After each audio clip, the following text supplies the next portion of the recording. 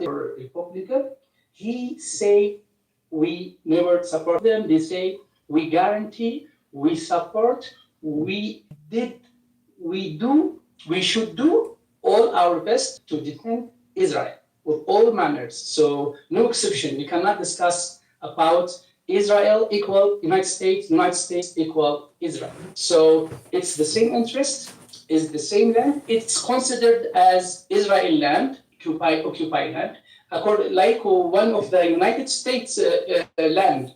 So as you know, the military bases which they are around all Arab countries, Gulf countries, since maybe now 30, 40 years.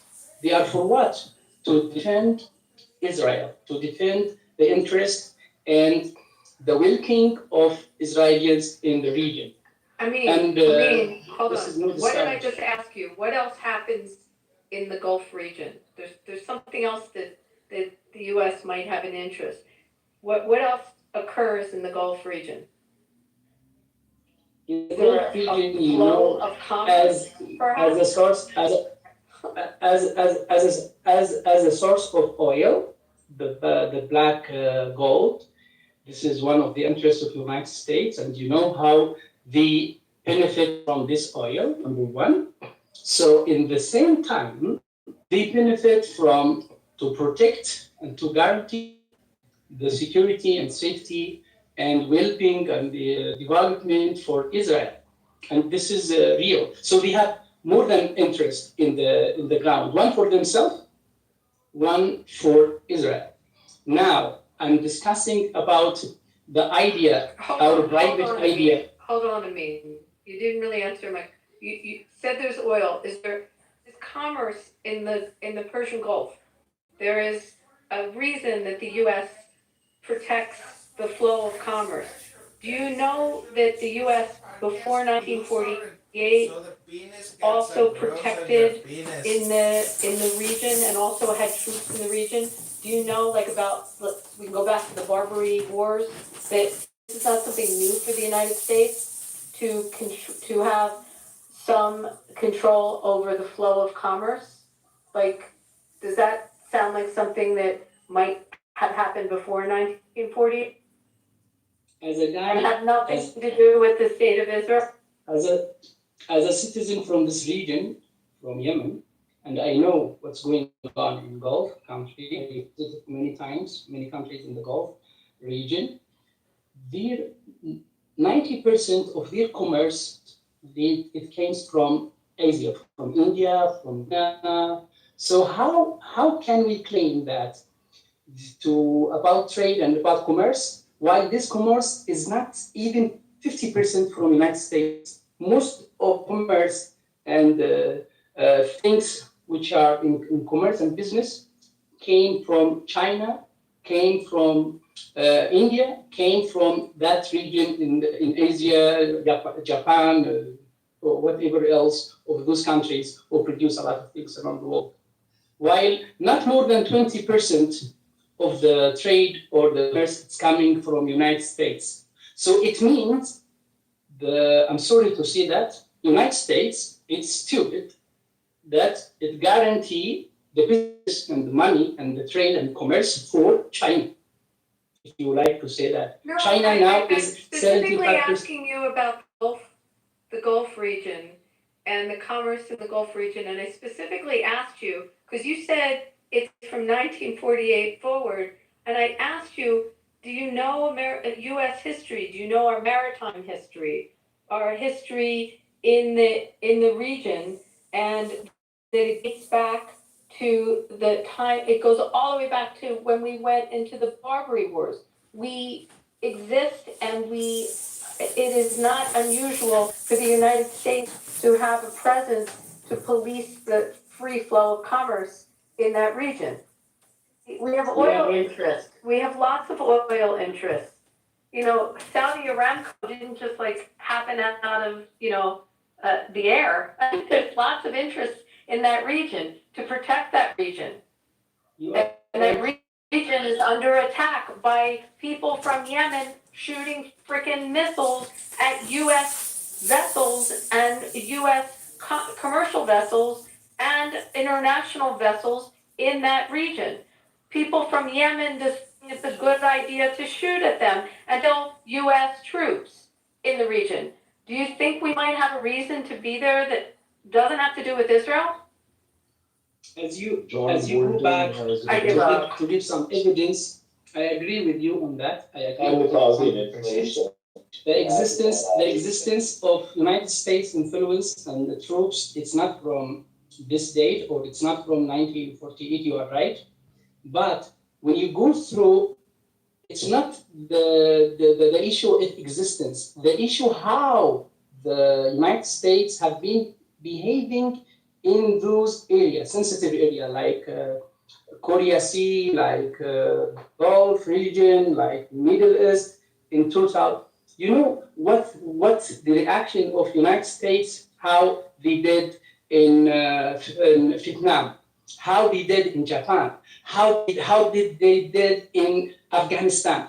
Afghanistan after 20 years, how many soldiers have been killed? How many money and billion dollars in Afghanistan have been damaged, have been missed like that? What's your point? You don't like the United States? Do you analyze this existence? Is it to guarantee the interest of the United States or to bring? The Yemenis that decide it's a good idea to shoot at American troops and American vessels are going to be shot back at.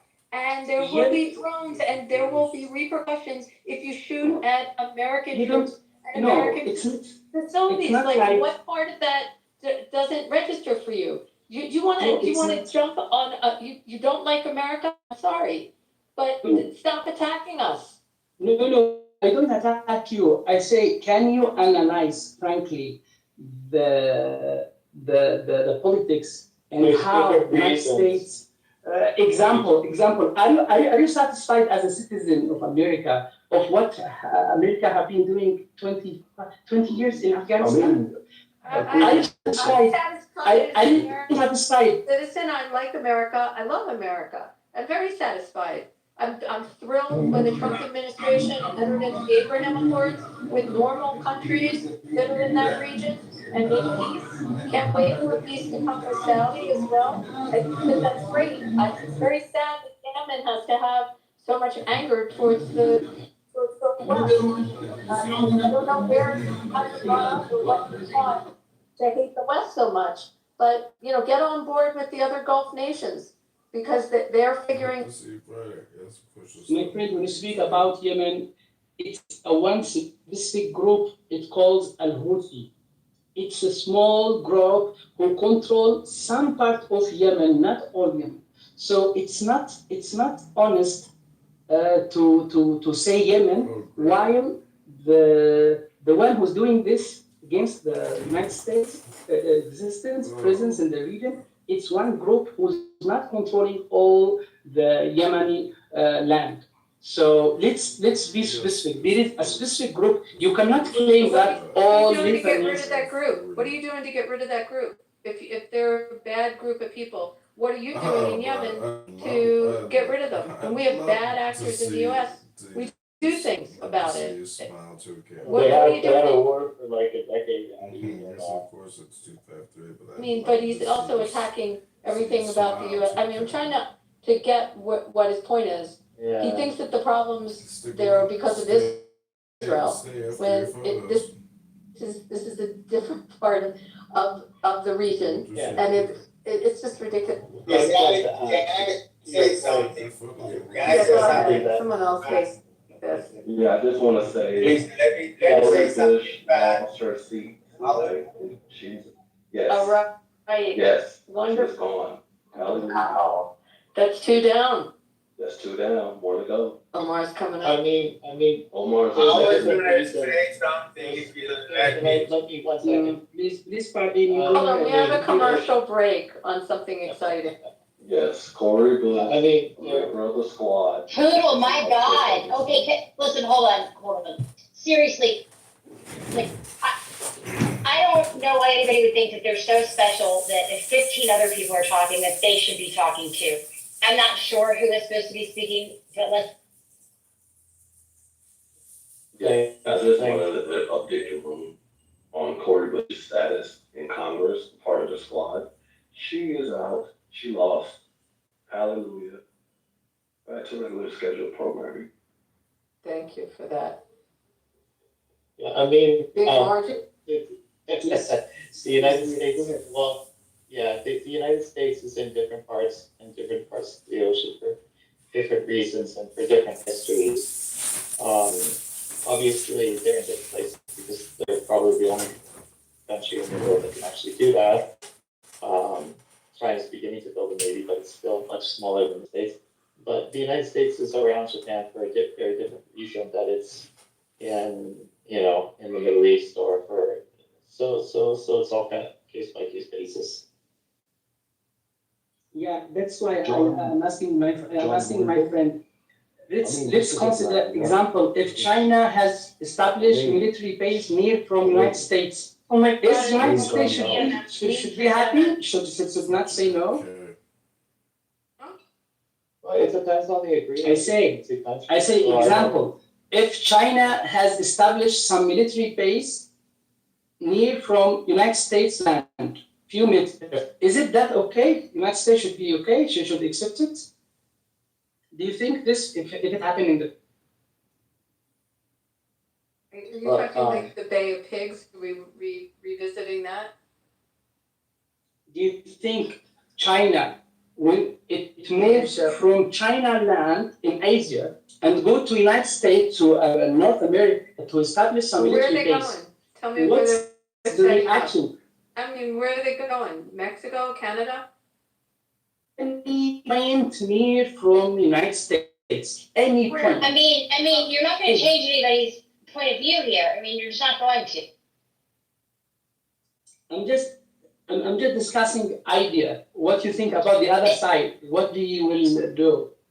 But, I mean, this is the sad reality of it. Like, the sad truth is that I can appreciate where you're coming from, and it fucking sucks.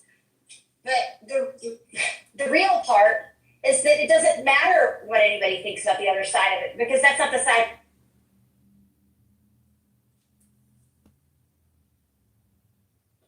Okay. I Now mean, I need to hear from you the private opinion. How can we end this suffering? How can we end this blowing crisis? the Houthis, Hezbollah, the IRGC, Hamas, blowing these motherfuckers the fuck.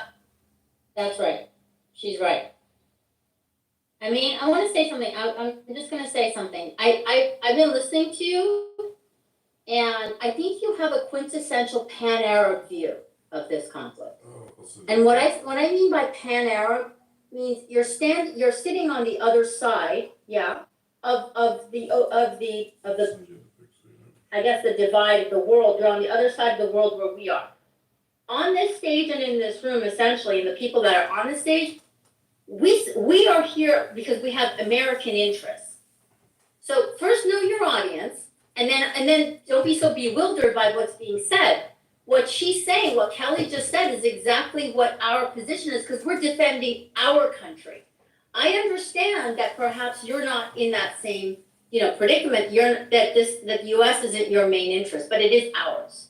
So what you're hearing is essentially it's essentially speech, and it is strategy that supports American interests. Now, I think what you're saying is American interest is to the disadvantage of the people that you're talking about. Is that correct?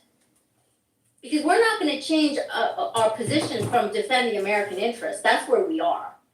So tell me what it is that, for example, you're seeing that's disadvantageous to you, and then we'll try to negotiate. But don't ask the people in this stage to look at it from your perspective. We're adversaries. We're just sitting on the other side of the negotiating table. But we can still talk. Let's keep talking. Sorry, my friend. I'm the one who is asking. I'm the one who try to hear from you. I'm not giving some my own opinion, and I give my own belief that, and I influence you. I say no, this is the right, this is the true. I have asked the first question, what do you think from your private point of view as a person, as an American citizen, how to end this conflict, which has been now around 80, 90 years. And time to time, from one year to another year, we have a conflict. Before it was with Arab states, Egypt, Syria, there is no existence for Hamas, no existence for Iran. Iran is 1970, it was 1948. So you have around 25 years difference between the regime existence in Iran and the conflict in the region of Middle East, Palestine and around.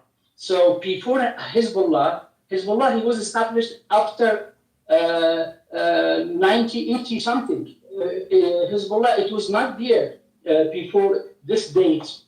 Hezbollah, it came after around 35 years of the existence of what's Israel state. So Hamas, the same. Hamas, it has no more than 40 years. So let's be logics. Let's be speak frankly. Speak about the reality on the ground. We cannot claim something that it's not there. Example, as you know, I have a friend. I'm working with him. He's Jewish. He has the citizenship of Israel. He's my friend in the work. We are working together in the international organization. Then we start to discuss friendly about this conflict. Then I give him a map. I say, do you know this map? He says, yes. Do you know where is Israel? He says, yes. Do you know what's around Israel? Around Israel border, in the land border, is Egypt from this side, Jordan from this side, down, Lebanon from this side, Syria from this side.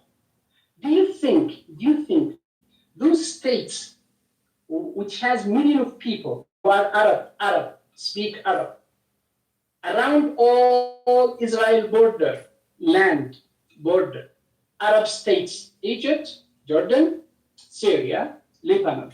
Do you think all of us are wrong? While the existence of this state, who you bring people from different countries, from different ethnicity, from different region, you bring a Jewish from Russia, you bring a Jewish from Germany, bring a Jewish from France, you bring a Jewish from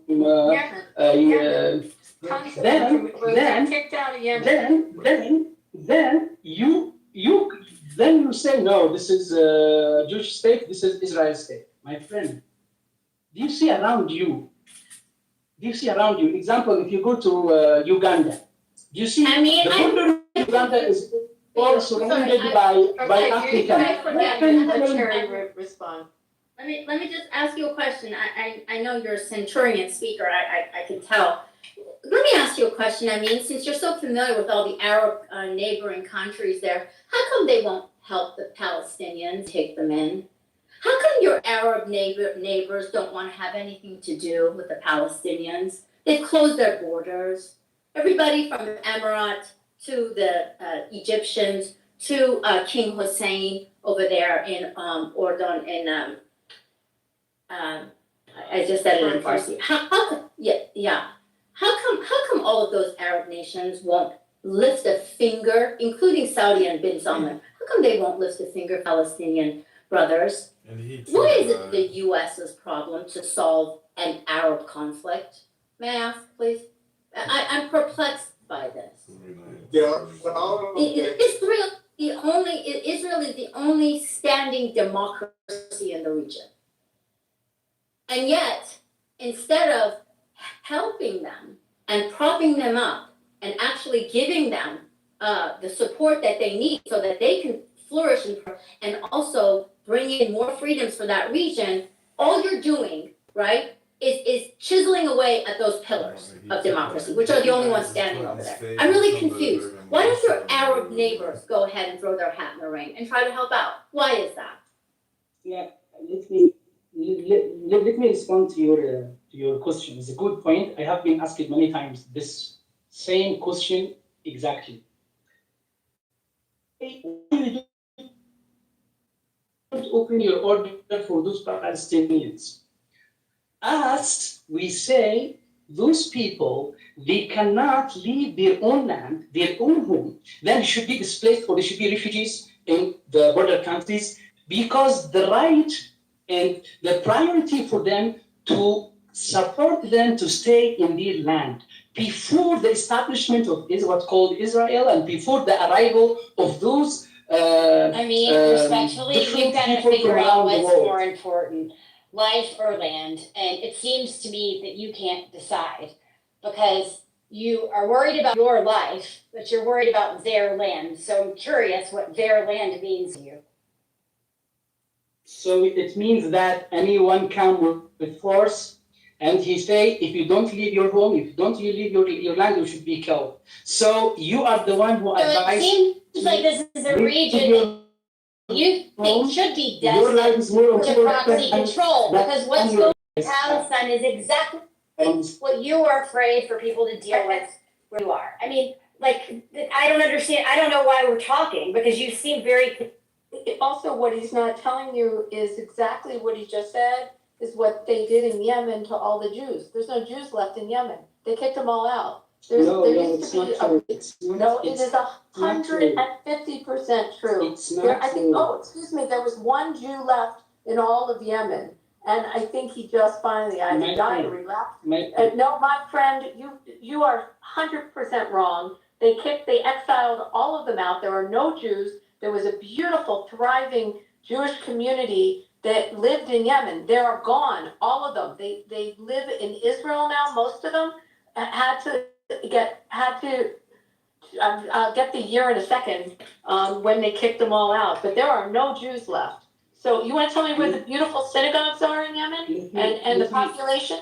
Let me explain Yeah, something. explain I never that talked one. about those. Why'd you kick them? I never talked about Yemeni Jews. I never talked about them.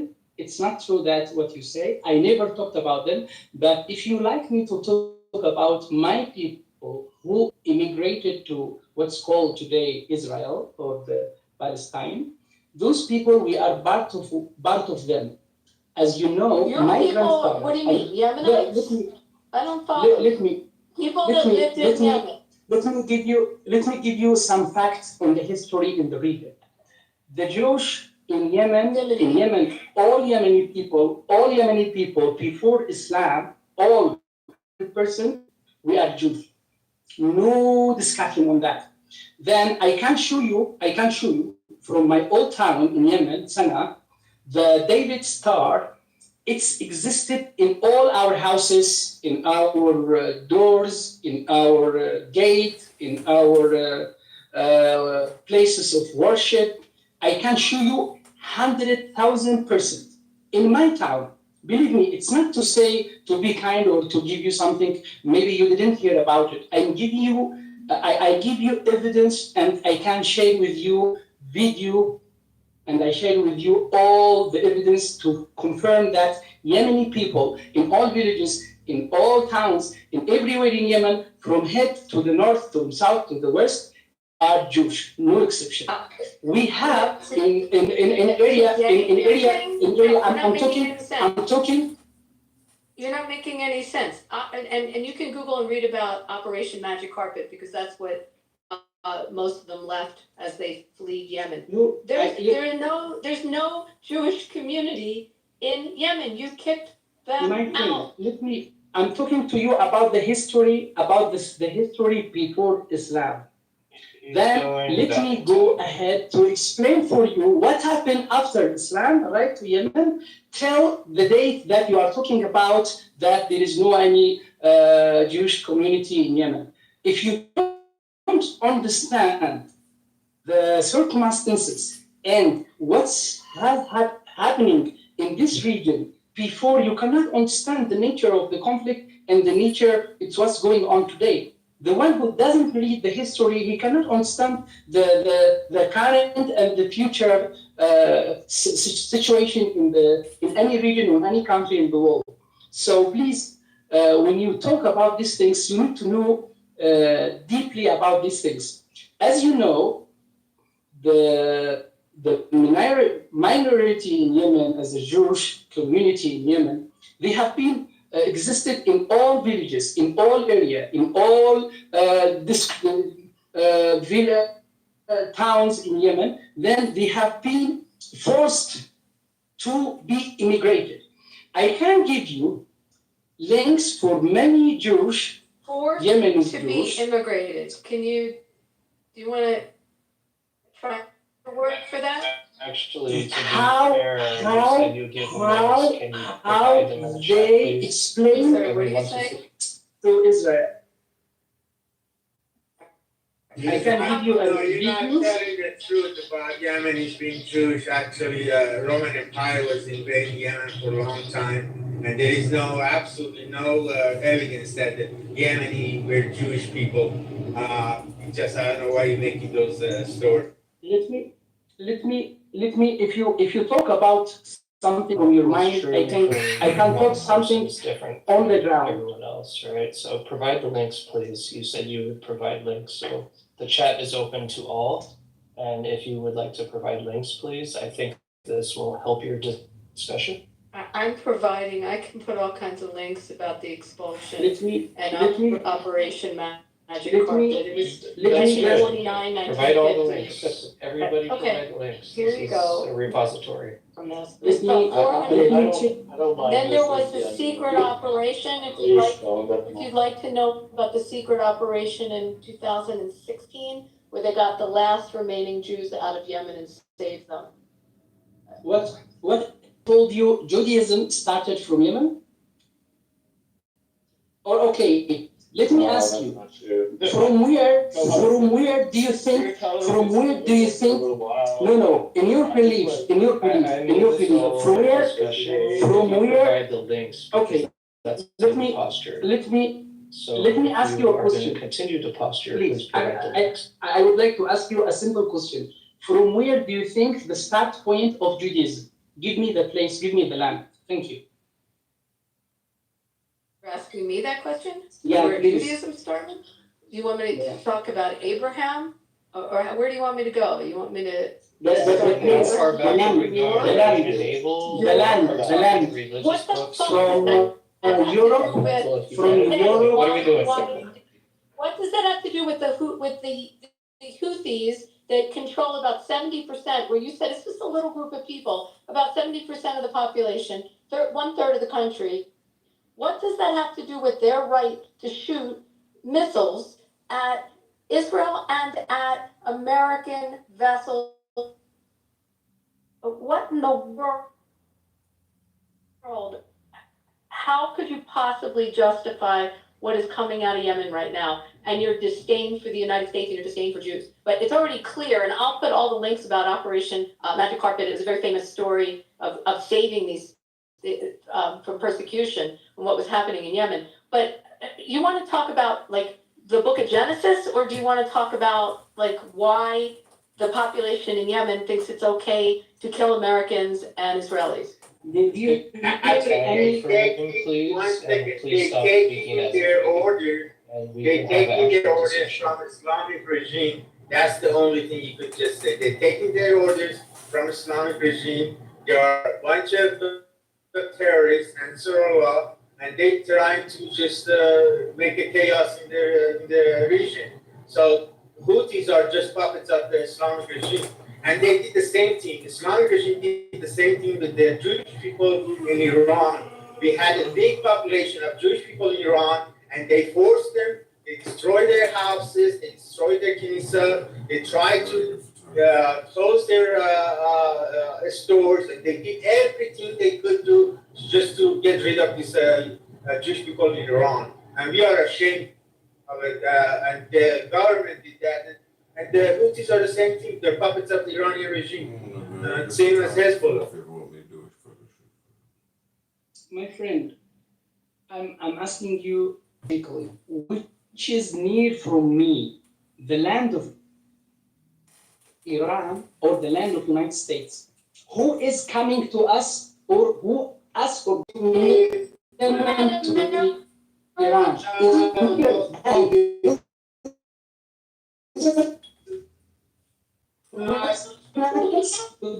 American servicemen, your vessels, that is American. What part? You think you have to be on our soil and come actually into New York Now, to They shoot when you people? say- You're shooting, We see Yeah. this is nothing about what your neighbors When or we say, not. when we say We Middle do East, not want when we say- Islamic regime. when we talk do about- not want a Sharia Act. We do not want a authoritarian power. You want to have a democracy. You want to have a Western style democracy. And we see Western countries that are growing. They have prosperity. They have the security. They have human rights. Their citizens have obey the law, and the law protects their citizens. That's what we want. We do not want to have anything with the fanatics or Islamic Sharia. We want to get rid of these people. now I They need have, to ask I don't know what you. you're talking about because your neighbor I need have to ask you a simple follow question. one religion, which is destroying everything in this region. Look at our country. Our country was the richest and prosperous country. Now 80% of our people are getting their food stamps. The richest country in the region. Where are you from? So Where are you from? I'm a proud Iranian American. I lived in this country for many years, and I love the Constitution. I love the Western values, classic liberalism. Love the way I've been treated in this country, and I love the laws. I love what I see, Pardon. and I want to say, don't disrupt. One second, and I want the same thing for my country. I don't want to have less. I don't want to live like a barbaric people. I don't want to have enemies. I want to have friends. I want to be able to go to other countries. My people want to go to other countries like it was 45 years ago. This is what we want. We do not want to have anything with Islamic Sharia or Islamic power or Islamic regime.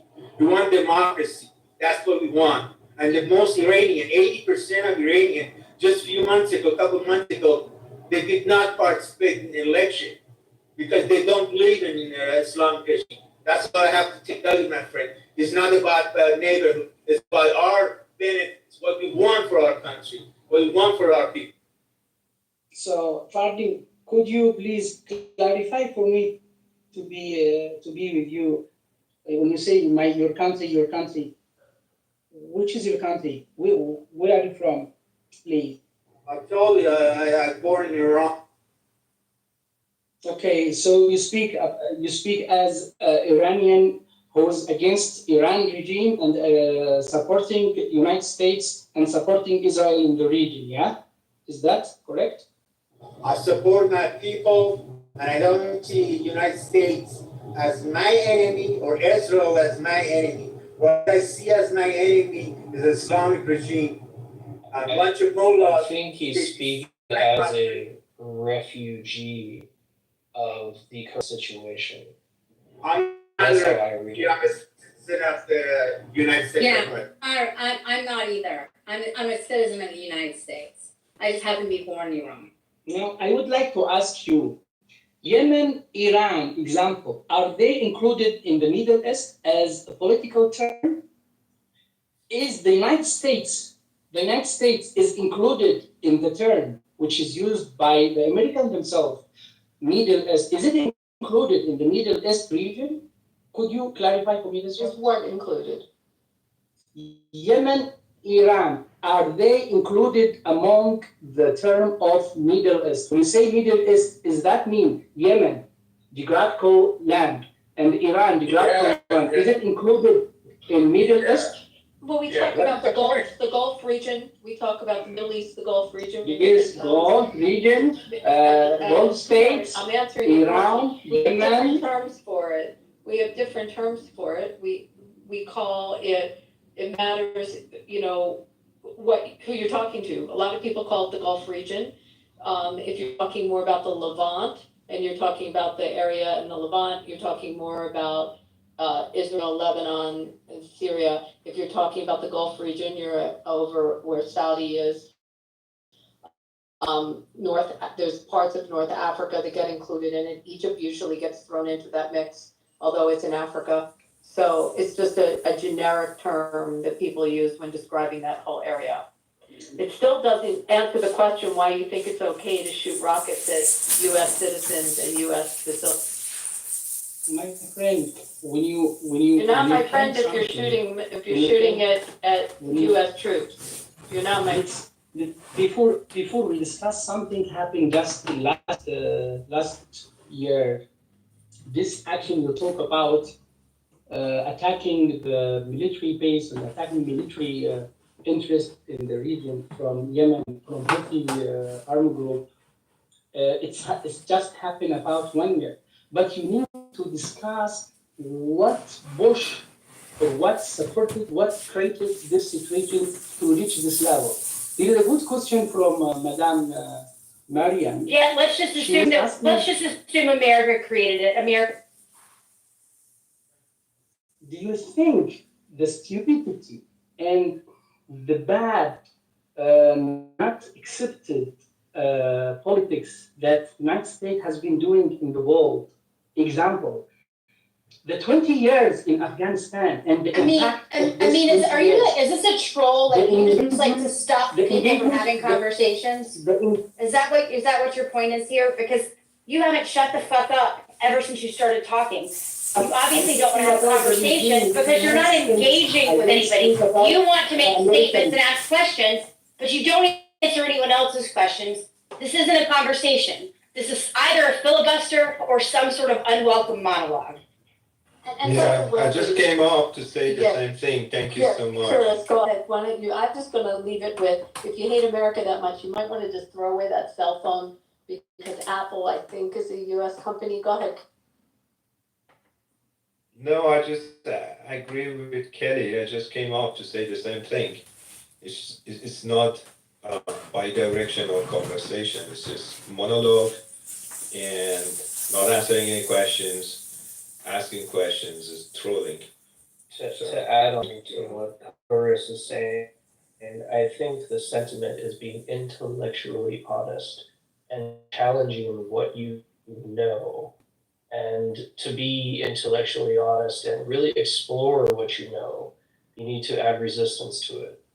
And so if you're willing to explore that, then I implore you to challenge what you know, because there are a bunch of people on stage that obviously have an adversarial point of view to a point.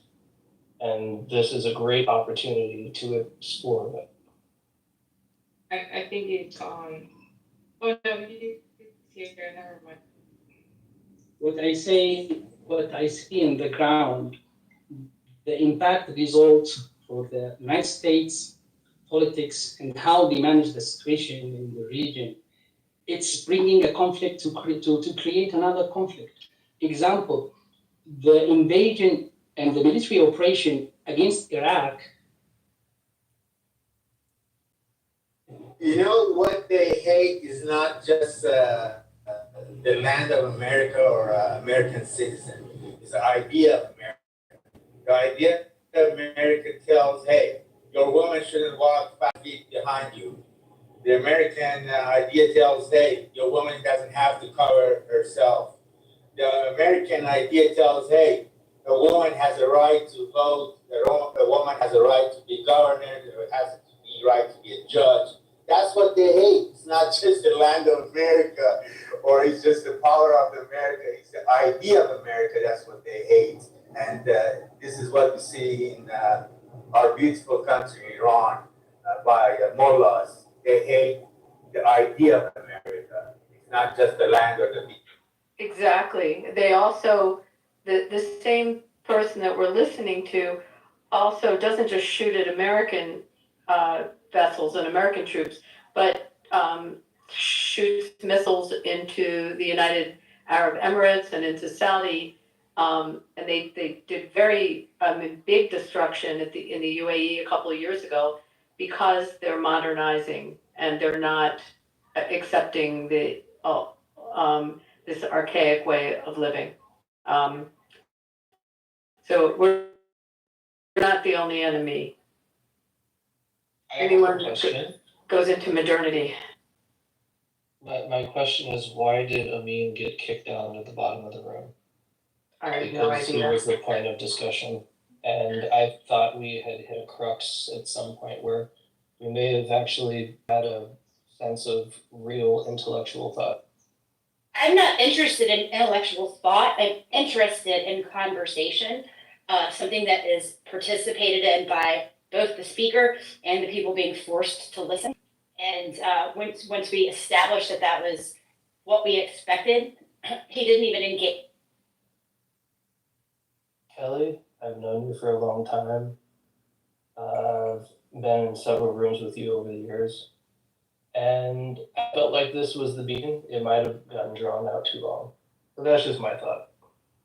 Because he was talking and then immediately got kicked. And it would have been nice to see if he had any change of perspective. He's not He changing. literally started repeating what he had been saying when I muted him to tell him he needed to engage in conversation. So I appreciate that the pushback here, but there are a bunch of people that were having a conversation that are here to have a conversation. And in the same way, when there's a bad fucking employee at a job, if the boss doesn't can that person, everybody else suffers. The people that are here to have the conversation get.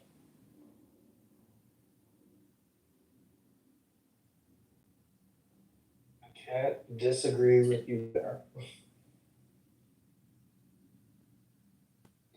I mean, this is possibly not the best part after a statement like that because everyone is really quiet, but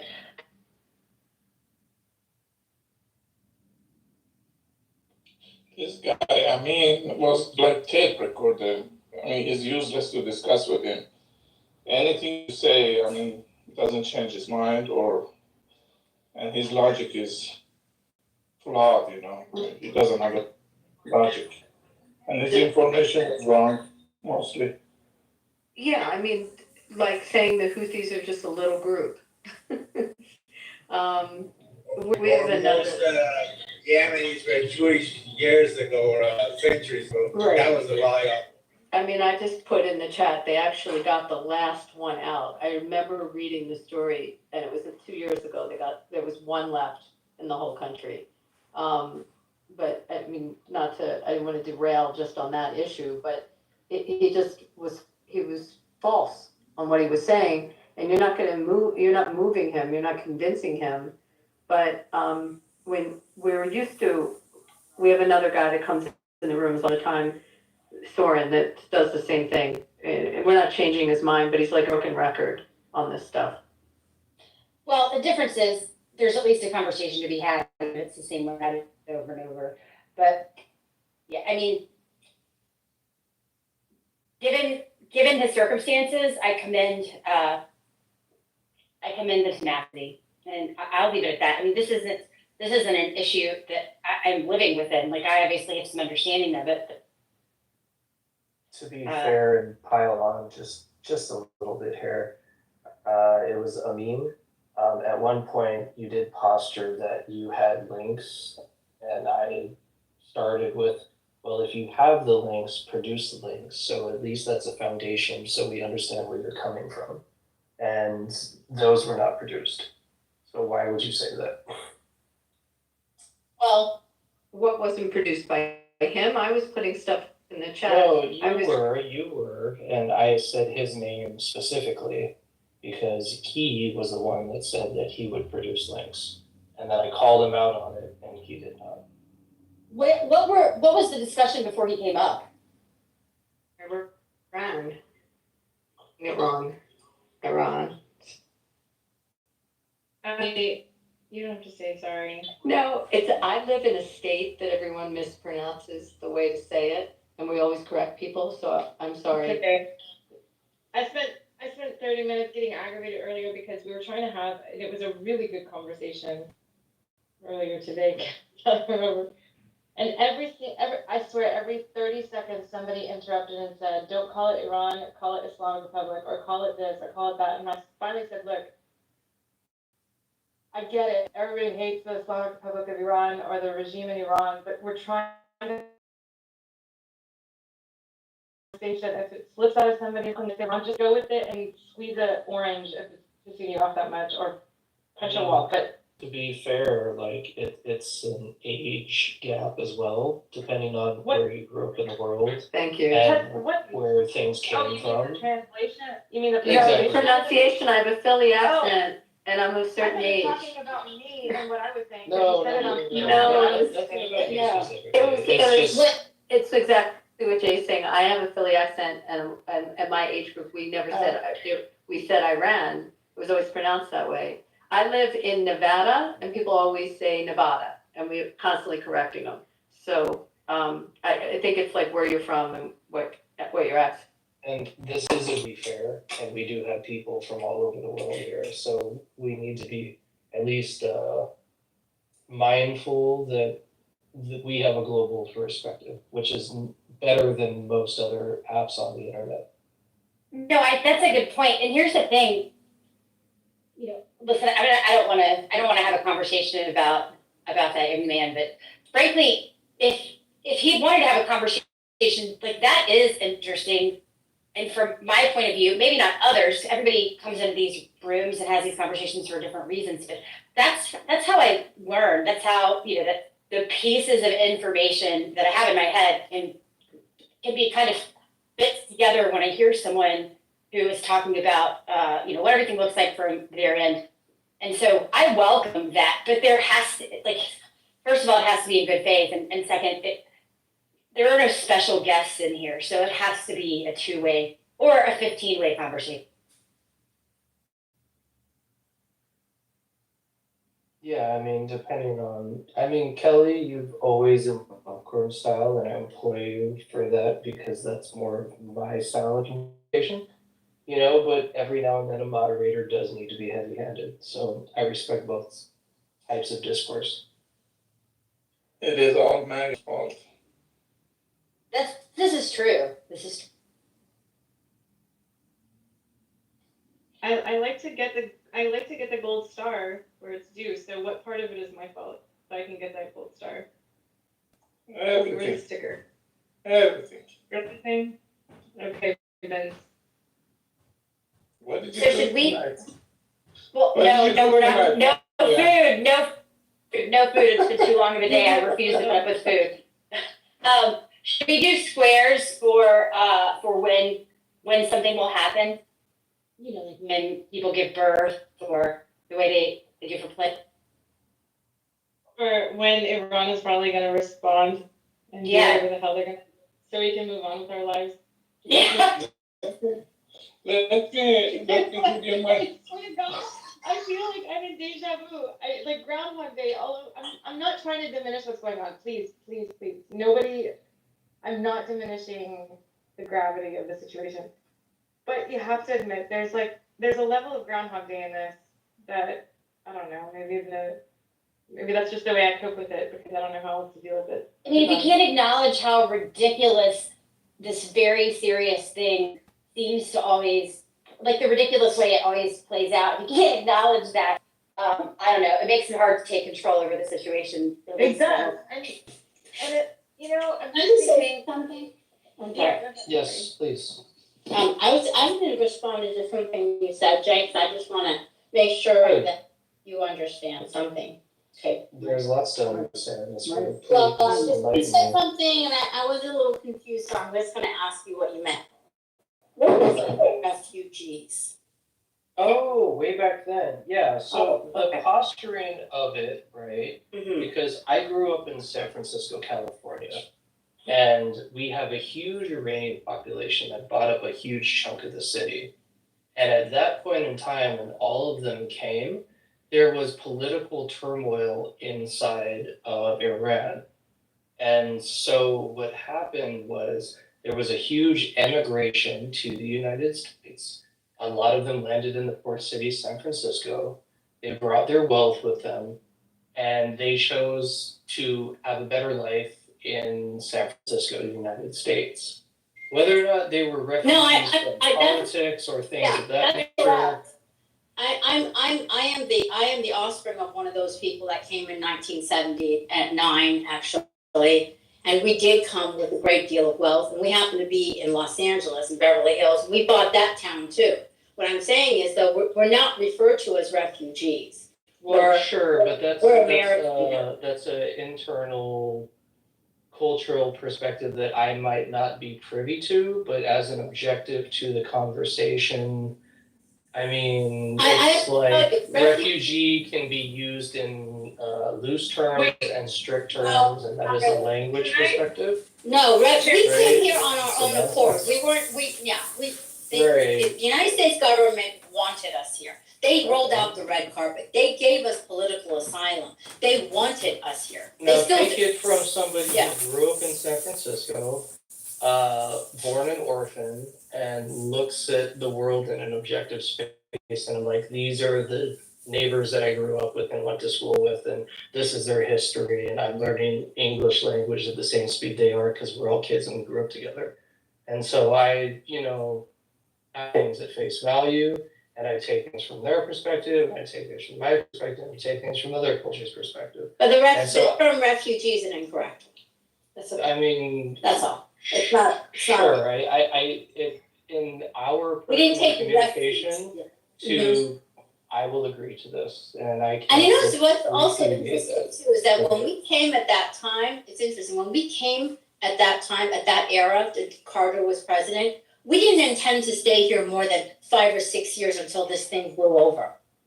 We had no intentions of staying here as long as we did. We're quite happy in our own countries. I can't we speak weren't for taking- my friend's parents or anything of that nature, so I'm gonna have to take your word for that. Yeah, and my dad held his TWA ticket back to Tehran for 14 years.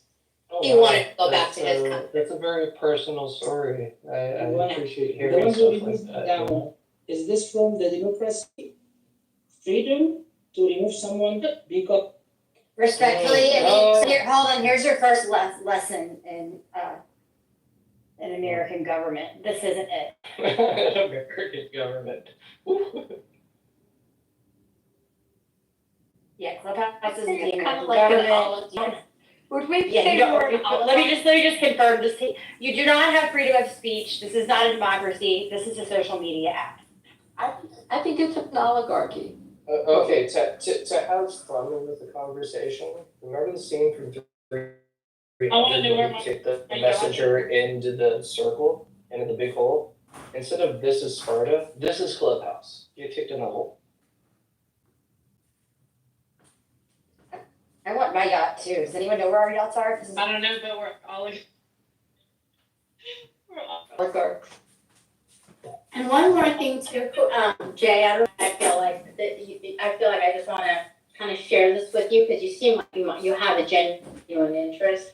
Those of us who came here, our parents particularly, they're very happy in Iran. They came reluctantly. My parents didn't even know English. My mom didn't speak English at 30. She'd never been in like a big department store or anything like that. We were completely uprooted, right? But we also had something that's very different from the other immigrants, is that we assimilated. You may notice or you may not, but all of us who came here from Iran, we all assumed American names. Nadine became Nikki, Morvari became Mimi, Soraya became Susan. We all assimilated as much as we could to fit into the American culture. This is something I don't see among immigrants today. But we were like that. with the Mimi, sharing the Mimi for the, I'm sorry. And one. No. What obligation to American change? names, yeah, we assumed To American be names. fair, were- Don't they have a Francisco culture? is yes, America it does, is a absolutely. melting pot of a culture. We actually have microcultures within the larger understanding of the culture. Like, I'm from San Francisco, and even from somebody in California down in LA, we have slightly different cultures and different mannerisms in the way we go about each other. But I guarantee that if it came down to an underlying issue, the higher level of thinking would prevail, because to be honest, our problems should not be our children's problems. And that's one of those underlying issues in the United States that we all address but doesn't get talked about much, but is a very real thing. Like, our parents, our grandparents, they fought battles so we don't have to. And we carry that idea with us. So yes, the United States has culture. And one more thing I'd like to say, thank you, Jerry, for explaining everything about Iranian people. Iranian people are one of the most Are you saying nothing about Iranian minority. people? Iranian I'm just an people, objective no, observer. one second, my friend. Iranian people who live in the United States are one of the most successful minorities in the United States. You could check it up and you would see I could say almost 70% of Iranian people are citizens of this country. They have highest job. They are very successful in the making money and very, you seldom see them as crooked or criminals in the jails. I mean, this minority I try agree to with you, fit sir. this United States. I've seen They try all to the fit the United sectors. States. Hey, Jay, hold on, Jay.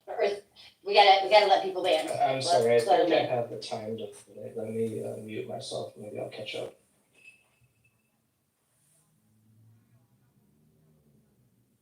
Ferdinand, was that you speaking? If it was, go ahead. I wasn't looking at. No, I just finished. I just want to say we have the faith in this country. We feel very comfortable with our friends, our neighbors, our neighborhood, the society. We will obey the law.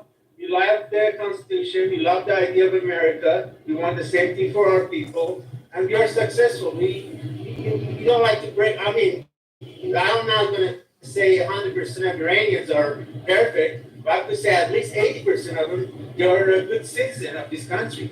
They're successful and they obey the law. And that's very, very good for America to see such a minority comes from the country, from chaos, and they try to make a living. They try to pursue their happiness. They try to have liberty. They try to find a good thing for their children. I mean, that's what we want. We don't want anything else. I see some of this. I'm not going to talk about other minorities, but one of the things that makes us a good citizen is because the people came here. They actually are not religious. They're not Islamic fanatics, or we ran away from that, and that makes us to be treated here good. I mean, I could just babble about it all day, but that's all I have to say. We love this country. We have so many soldiers. I have friends, Iranian friends that serve in the army or Marines, or we don't have no problem to defend the constitution of this country and to defend this country. This is our country. I have a question for you. Really quickly, Jay, hold Part of the your question 2 success- seconds. Hold your question 2 seconds. I want to say hello to the other Jay. Now go ahead, Jay. Okay, sure. My question is, do you think that part of the success of the United States, the way that you're proposing, is that we do have a separation of church and state, and that religion is part of our culture, but also at least attempted to be kept out of politics? Absolutely. I mean, that's what the Constitution says. Freedom of religion. I mean, I do not have to obey any religion in this country. I could go and praise, I don't know, anything. I could go praise a stone or rock, or I don't know, Jesus or Moses or anything. Nobody would tell me what to pray. And that's what you like. So outside of the law, though, like, don't you think that, so the law is not meant to, like, enforce a religion, but the culture is going to take aspects of it, and it's not just one. Like, a lot of the aspects that seem to be related to Christianity probably cross into a whole lot of other realms, like they would be represented in other places. But I think the culture is where that should wind up, not in the law, outside of the date. Can I also please clarify that we have in our Constitution, it's two-sided. We enforce the right to practice whatever religion you want to practice. We don't infringe upon that practice. So when you say the separation of church and state, there is a separation, but there is also the other side of the coin that we will not do anything to infringe upon the practice. The country is also built on Judeo-Christian ethics, and those ethics are very much permeating within our Constitution and within our society. Our founders were deists, and it was very important to them to have God as part of our Constitution and our foundation. So there is a form of deistness, I'm set, if that's a word, within our society. So I'm This is not curious, an atheist country. I'm Well, answering. so when people talk about the separation of church and state, I think that there's like a thing that pops into their head, and it has to do with, like them personally, which I think fundamentally it boils down to, but, and I think that this is true. It's I'm not guiding sure. principles, Kelly. Okay, And we Jay, try to keep it close. Jay, respectfully, you're gonna have to stop interrupting people, okay? So I'm not positive that this is true, but I've heard an example of how this works in basically government. One example of it is the church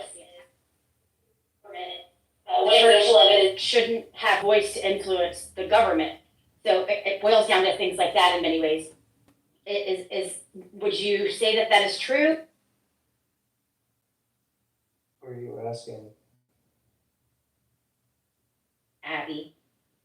I'm sorry, I was reading something about Cory Bush. What did you say?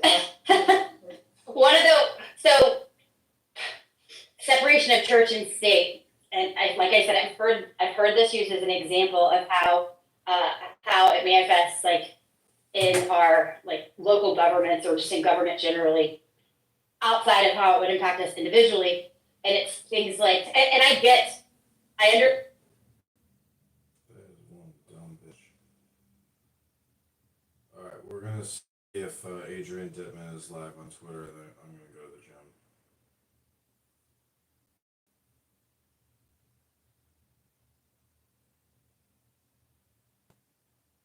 Yep, he's live. Dittman is live.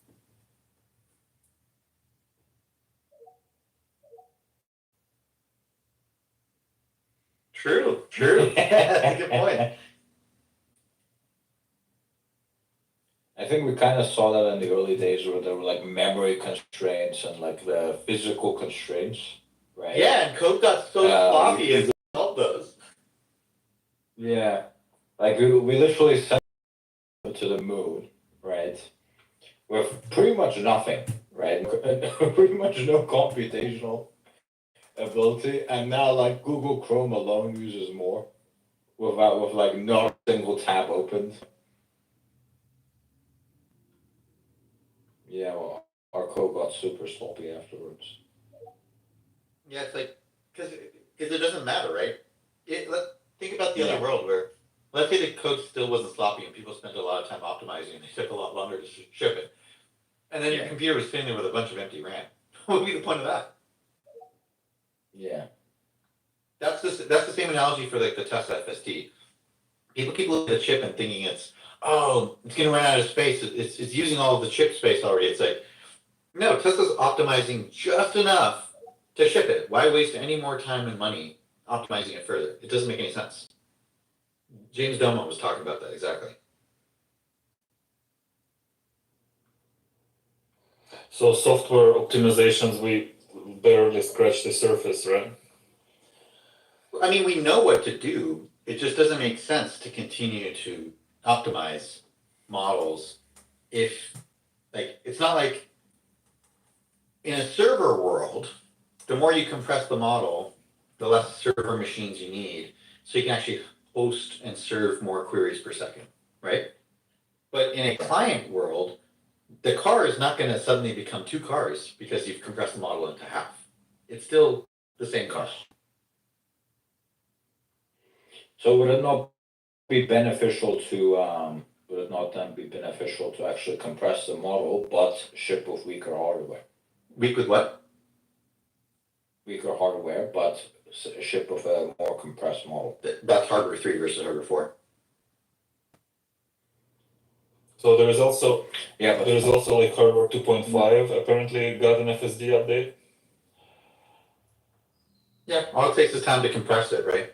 There's people out there that would have you believe that hardware 4 is now necessary. Like, I think I heard Chuck and Machine talk about this, and it's like, anybody who's afraid of that doesn't understand how terribly sparse that really is. So my understanding is hardware 4 is just running hardware 3 in emulation as of Not with 12.5. Oh, okay, not 12.5. Okay. But that makes sense, right? Before, it wouldn't have made sense to ship a hardware 4 specific model because there wasn't enough cars. Now there's enough cars, enough coverage where it says, okay, we ship our initial versions, the lab, if you will, to these cars, keep iterating quickly, and then when that thing is good, every now and then just ship an update to all the other cars. So some people might be like, oh, I have to wait. It's like, well, at least you're not in Europe. That's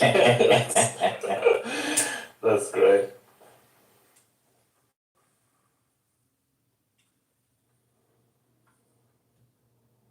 Yeah, it's getting pretty good. Like I see a lot of people are complaining, but I was just looking at even like all the metrics I disagree with, but if you look at them, like right now, Illinois on the FSD beta tracker is the state with the most miles. It's 833 miles between disengagement for critical disengagement. That's a lot, right? That's like once a month. And people are looking at like averages and everything. It's like, it doesn't make any sense. Like this argument that it keeps coming up that like, if Tesla starts emitting data, California law requires them to start emitting, like that would then say, oh, looks like you're trying to go for L3 or L4. You must now report every location and what happened there, right? And you could do the Waymo thing where you like write a generic sentence, which is what Waymo's doing, but the location data has been given out. Unlike every other company, Tesla giving out location data is a big disadvantage because then when Waymo, let's say, you know, in California, Waymo's not in Sacramento. If they just give out all the intersections that they're having difficulty with, then when Waymo goes to Sacramento, they'll be like, hey, I know exactly what intersections to go train on. They don't waste any time catching up. That's such a big disadvantage. But if Tesla fixes all the things first, and then comes out and says, okay, we're ready to launch in California, then their competition doesn't know where to go. They have to actually run the race themselves. Yes. That's a very important piece of information. Yeah, it's an argument I've been trying to articulate but failing. So hopefully you can do it better. This is how you beat. So basically, so help me understand this. The simple aspect is the competition would win if they basically declared that their thing is of a certain level. So by law, you're required to basically get more kinds of data associated with this thing, because by law, you're required to have it at a certain level. So they're intentionally staying at a lower level than they're actually technically capable of to not give the competition an advantage, because then you'll understand here's what the issues are. Yeah, there you go. Thank you. I'll spread that around. That's the instant definition. Thank you. Yeah, I mean, I tried to explain this to the bears in their spaces multiple times. Like, they'll be like, why do you care about the level? And why did I say L4 capable? I explained this before, like, that whole, like, debacle. I was like, you gotta understand what the levels are. I think you know what. Yeah, because I think I know who you're talking about. It's like this Grant Belton guy who says that autonomy is not real, and then he says it's of a certain level. I'm like, you have to choose. Either autonomy is real or it's not real, because as soon as you say it's of a certain level, then it obviously exists. Otherwise, it wouldn't have a level. Exactly. But also people think of it like you go from one level to the next, and that's not true, right? Waymo never did level 2. Waymo never did level 3. They just started at level 4, right? Arguably, they're going to stay at level 4. But they never did level 2 or level 3. They never did level 1, right? They never had a cruise control. And Tesla can go from 2 to try for 5, probably 4, right? Because I've also explained this before. 5 and 3 only exist to define the boundaries of 4. Like, it's really like what is not 4. It's more of like 5 is what is not 4. yeah, you don't want You don't want the people that are competing against you to get like a second mover advantage, after you've done all the research and development. Exactly. Putting in all the money, they come in and just take all your hard work. And Waymo's actually Yeah. been really critical about this too, to California. They're like, this is ridiculous. It's stupid that we have to give you we have to publish every piece of information. And they've made it clear that like, we'd be open to giving it to a public entity, but then the public entity has to be responsible for keeping it secure. Why are you making us publish it? Like, make us publish aggregate information maybe, but I mean, when Waymo comes out and says it, nobody complains. But if Tesla were to say, this disengagement data is stupid, they'd be like, oh, no, Tesla's lying.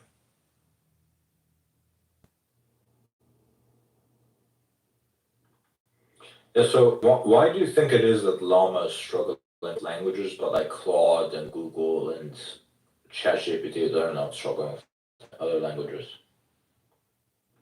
I can only theorize that it has to do with what they're prioritizing. If you have only so much to train a better language, you have to distribute more tokens to compute. If you want to spend less money to make your model a little bit more affordably, like let's say you're giving away for free, you might choose what you focus on. For example, and this has been an accusation of Llama, if you know what eval sets you're going to compete on, you only train for those eval sets. And then you say, hey, look, it's great. And a lot of those eval sets are managed. Right. This is why Llama doesn't do well on like ELO scores, right? Like that's the best way to figure this out, right? Like ELO scores. Just use it without knowing what UI it is. Obviously UI is a preferential thing that people should consider. But if you just want to know what the best model is, use something that hides the UI from you. You don't know which model you're using. Yeah. It randomly gives you two results or gives you results and you just rate the results. Constantly rate the results. And then eventually they'll be like, this model is actually the model you like better. Yeah, but it is, those seem like they're kind of being gamified a bit. You can't gamify the ELO scores. I mean, they're getting higher than ChatGPT 4.0 mini is getting like a higher score than Claude 3.5 Sonnet, and that does not seem realistic to me. I think it's because of the kind of things you probably do with it, right? I think if you were using the models, not knowing which model you were using, you would want to talk to them more naturally. And probably the way you talk to Claude, you adjust the way you speak to it because you're used to talking to Claude. Right. Okay. So the idea And you would is, talk to the them. idea is like, if you started from a space of, I don't want to adjust my manner of speaking, I just want to say what it's in my mind originally, which model's doing better, ELO scores are going to be the best way. Right. It's the fairest competition. But then right? you also have to consider that some model, it would perform significantly better if you were to prompt it correctly. Right. In theory, all models would perform better if you were to prompt it correctly. You could just say, repeat after me. Right. Yeah, but my point is maybe if you're talking to it normally, right? Maybe you should figure out tricks to prompt Claude properly. I disagree. Right. I think that is counterintuitive to the actual goal. That's like, like saying, oh, I went onto Google and I just didn't use the right keywords. It's like, well, you shouldn't have to know that, right? Like that shouldn't be a skill. Humans didn't evolve to learn that skill. And I think that's what we're seeing with like these models, right? Like people prefer to talk naturally. The more natural the speech feels, the better, right? People actually like models, like speech models, that you can interrupt, that you can hum and haw, you can say the wrong words, and you can kind of finish your sentences like we do with a human. Yeah, but my preference is how can I get the best result possible? That's a short-term preference, right? Like the longer term, your preference is how can I get the best result possible with the least amount of effort. Exactly. Yes, but as of right now, I think that because we don't have that yet, it's better to pick something that you have to prompt. That's true. I mean, did you see the OpenAI JSON stuff that they're doing? Yeah, I saw that. What do you think of that?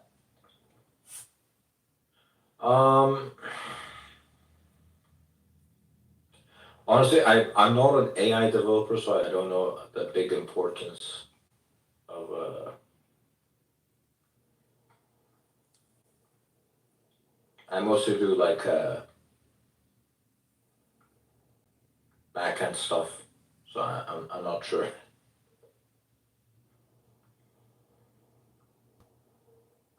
Yeah, I don't know. I mean, do you have an opinion on it? Do you want to rephrase your question? I'll try and see if I can answer. So what exactly is the significance of it, you think? I think the significance is the poetry example I just gave.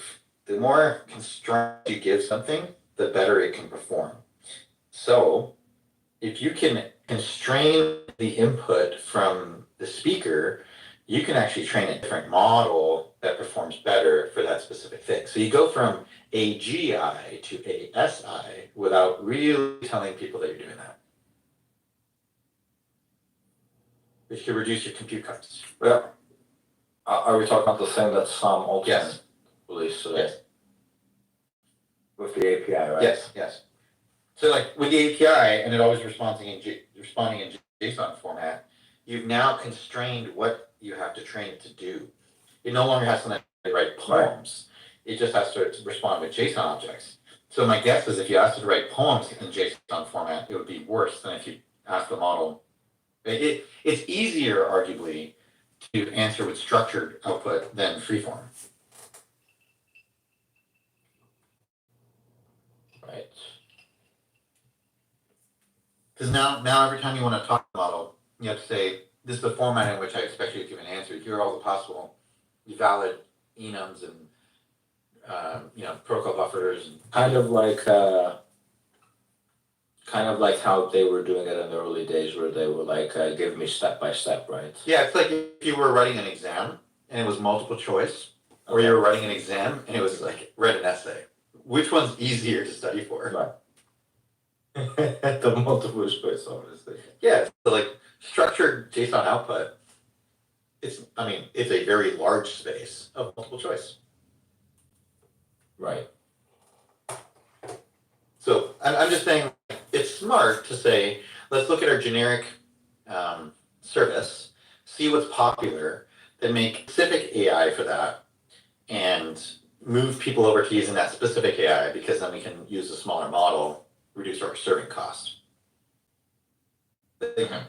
All the discussions about AI is irrelevant without a discussion of cost, right? And there's a competition happening where OpenAI reduced their pricing and then Google cut their pricing to half of that. Yes. And now they're competing on. It's about giving the best model for the lowest price. Exactly. Right. So now that we're getting this situation where we figured out that actually feeding them more data about lots of different things makes them better at reasoning in general, or other tasks in general. Do you still think that we're still going to have specialized AIs, or is it still because the specialized AIs would be more power efficient, right?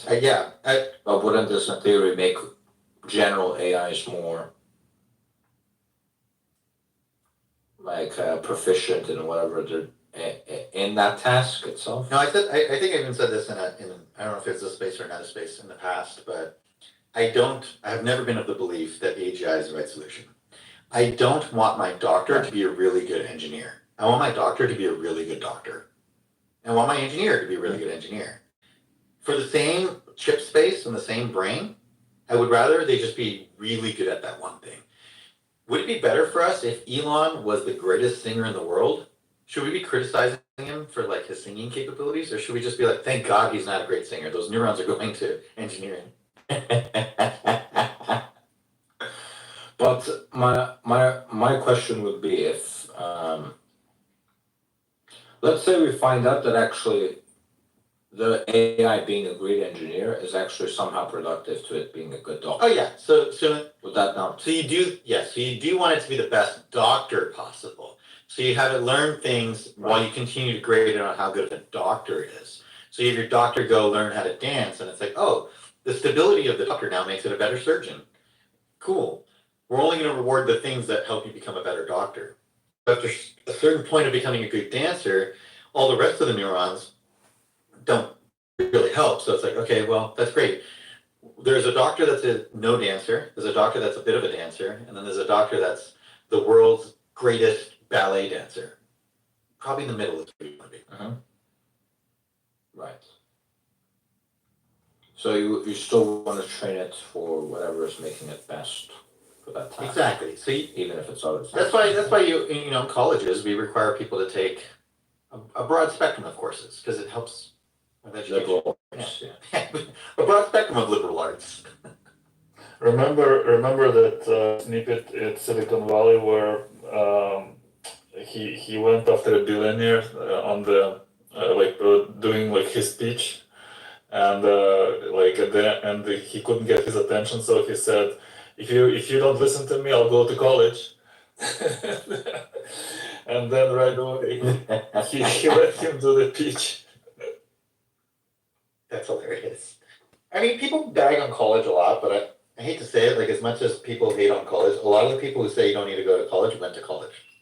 No, I agree. I mean, like I personally think that it gives nice, like when you're just, you know, and especially if you go to college at, you know, proper age, like certain age, I guess, it actually gives you a nice horizon, like a little bit of everything, like stimulate different parts of your brain, see what, you know, what you're good at and what actually interests you. So I think there are like some benefits to it because I think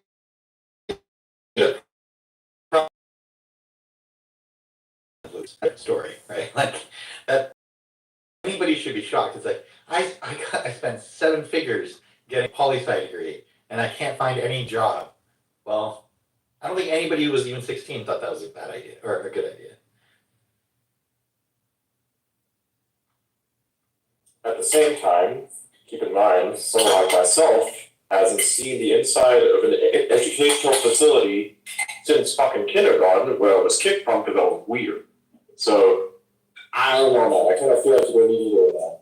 I don't. But that depends on the human being, I suppose. It can have its benefits. It has its It can have its benefits. But what's those benefits? If you want to be truly exceptional, or truly wanted to do something as revolutionary or like out of the ordinary, you need to separate what is ordinary about you from what is the thing that you actually want to do. It's like they're drawing a lot of attention towards a particular thing, right? And yeah, but you probably had teachers, right? I was in so. Did you have teachers like trade or like mentors? No.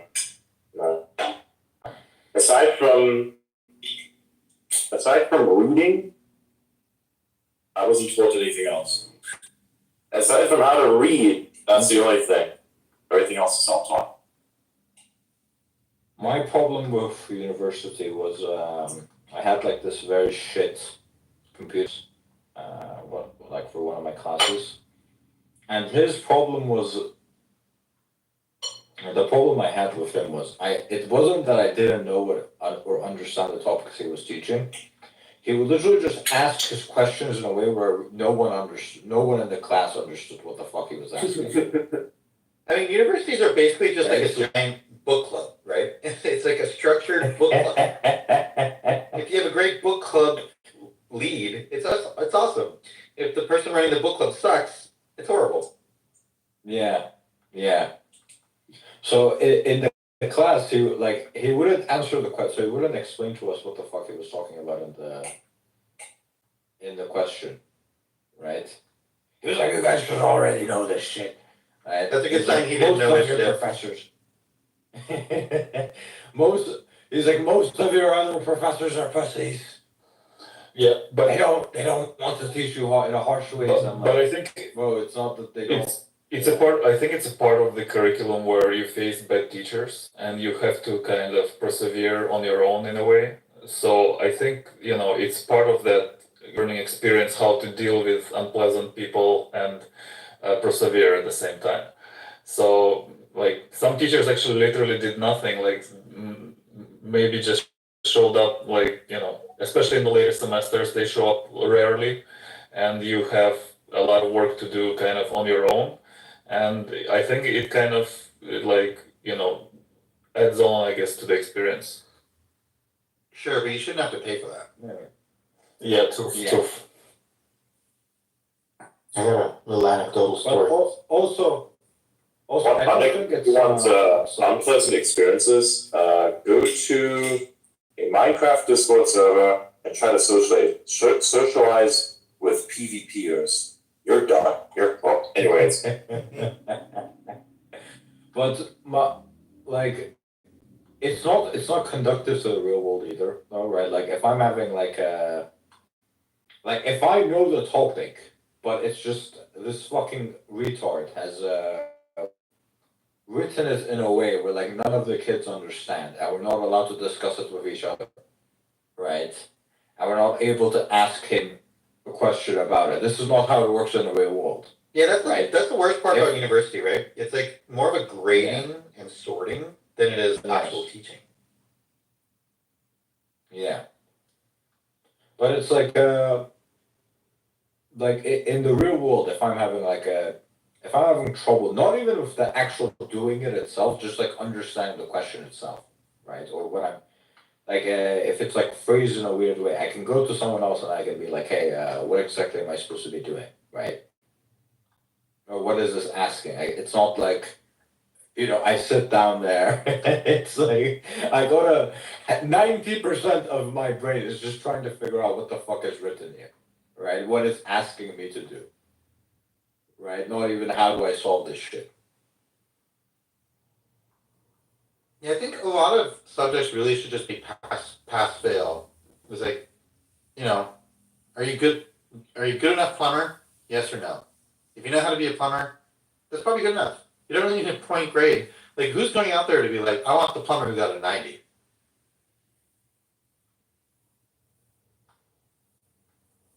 Now imagine how many plumbers are out there that are really good that don't have a degree.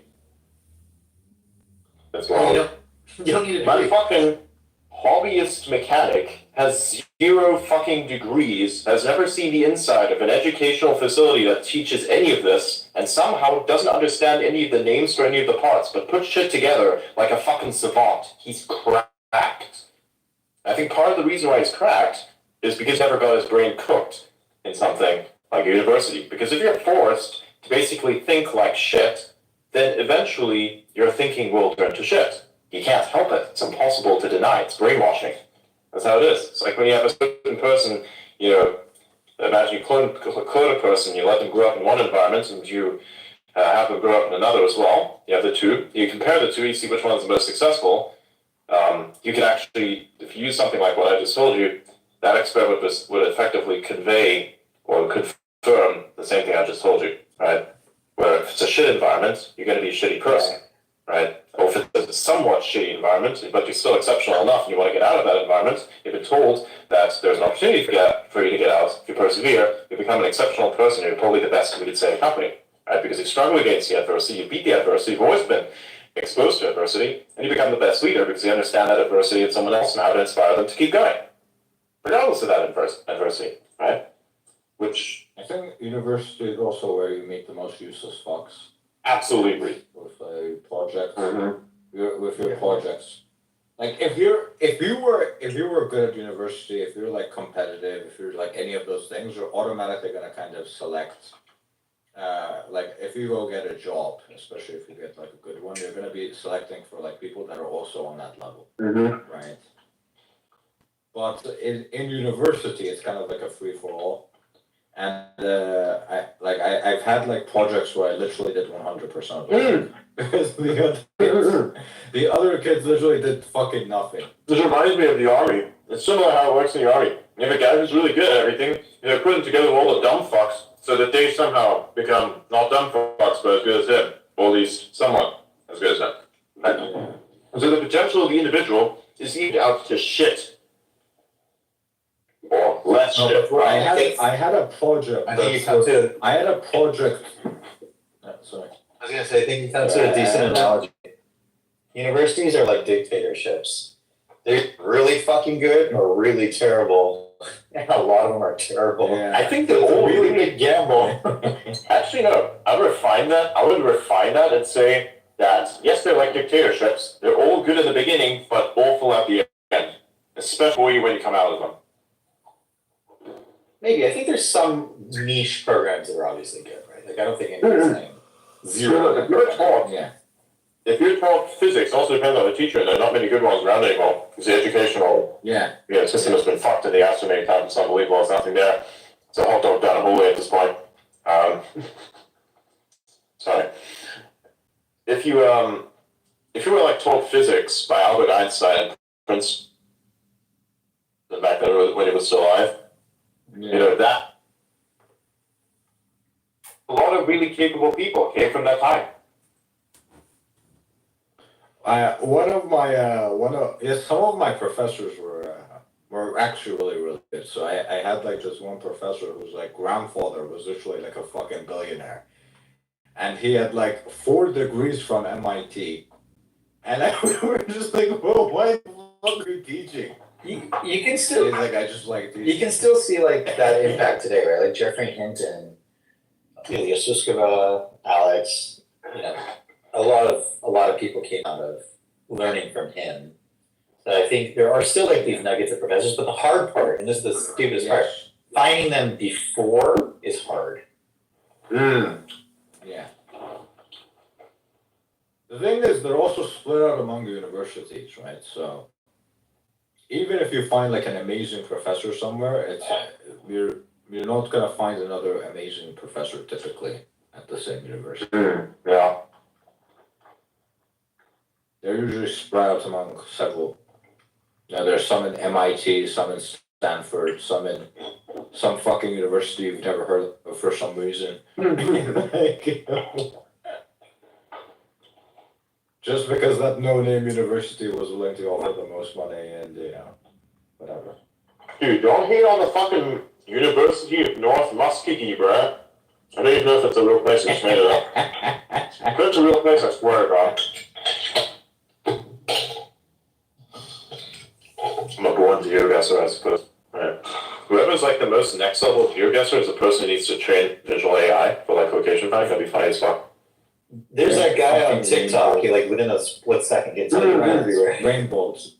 Yeah, rainbows. I'm like that, but magnitude, an order of magnitude slower. Like several orders of magnitude slower, actually. Well, they got good at it by playing a game, right? Like a lot of those people that ask, like, how did they get so good? It's like, well, I just keep playing this game, and over time you get really good at it.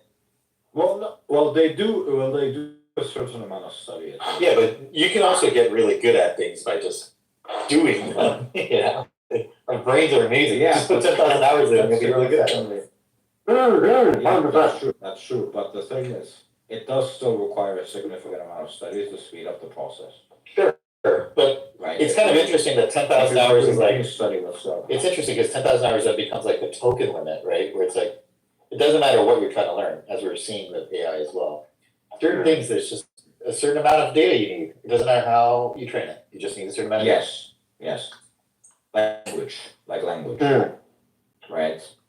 No matter how much you study a language, no matter how much grammar you fucking do, how much you study it, unless you receive enough input, you're not gonna become good at it. 100%. Even then.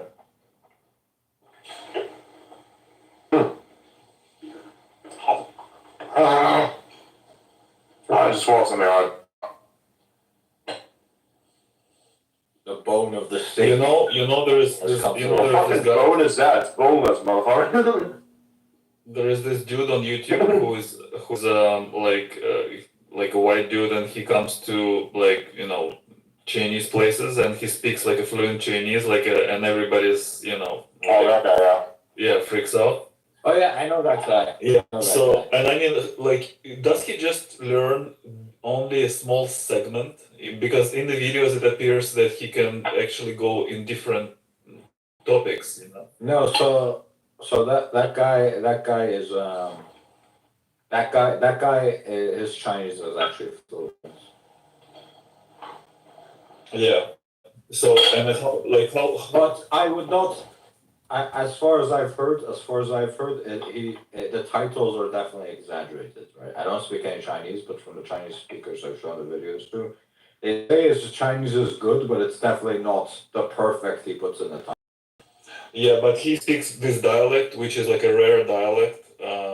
I forget what it's called, and Shanghai. Yeah, like it's an old Chinese basically, and even Chinese like with modern dialect, like surprised by that skill. That sounds like I'd be walking up to you and start speaking into English. It seems similar.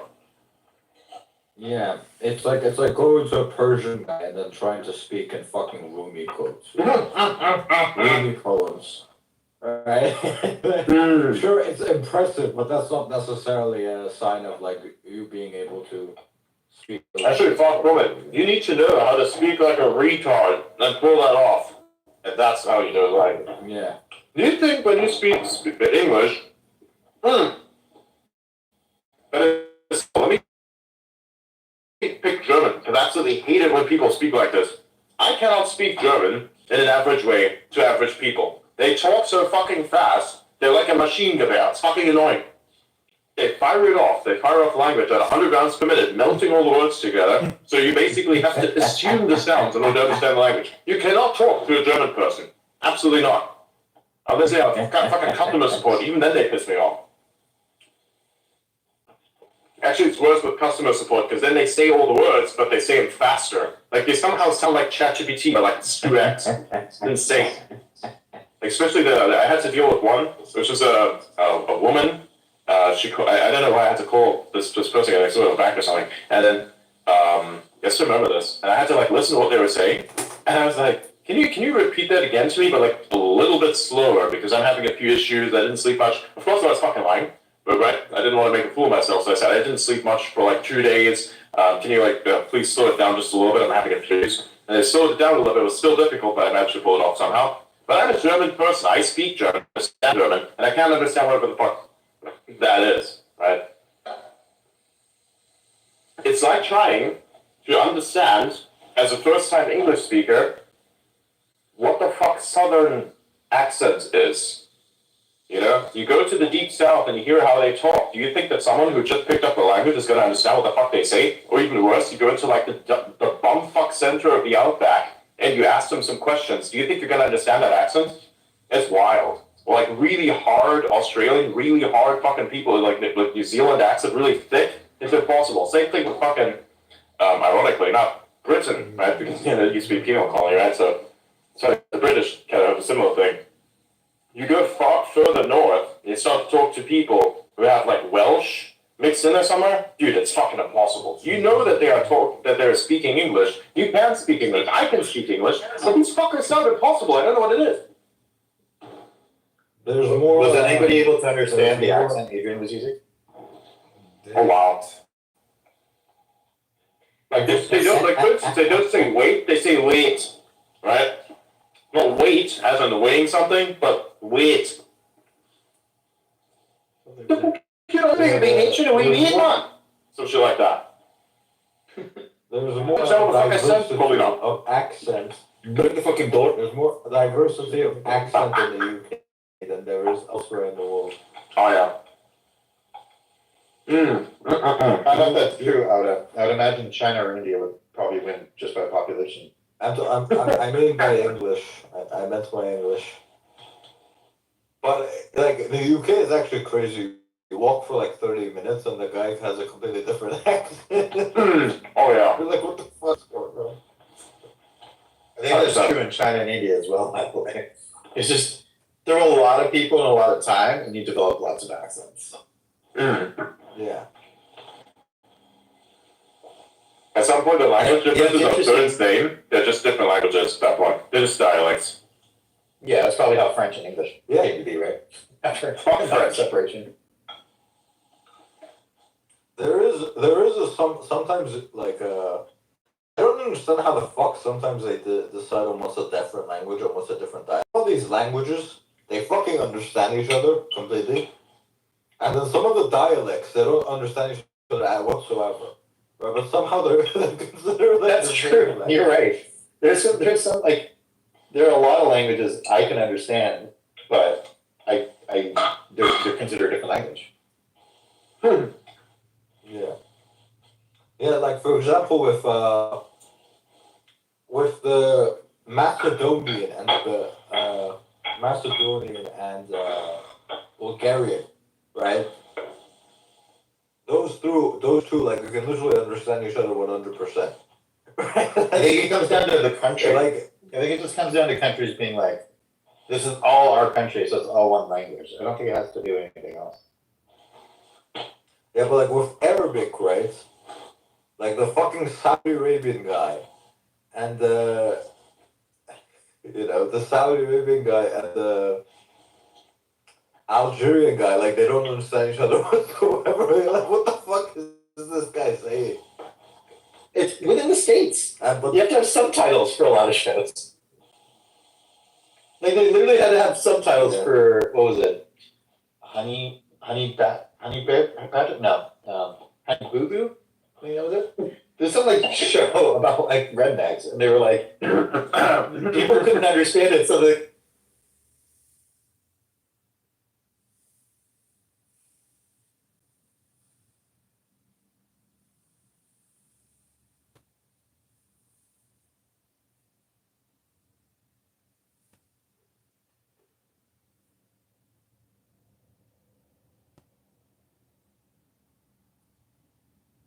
Fuck, Outback, literally one's gonna understand how what you're saying. I think we found the definition out. As soon as you need subtitles, it's a different language.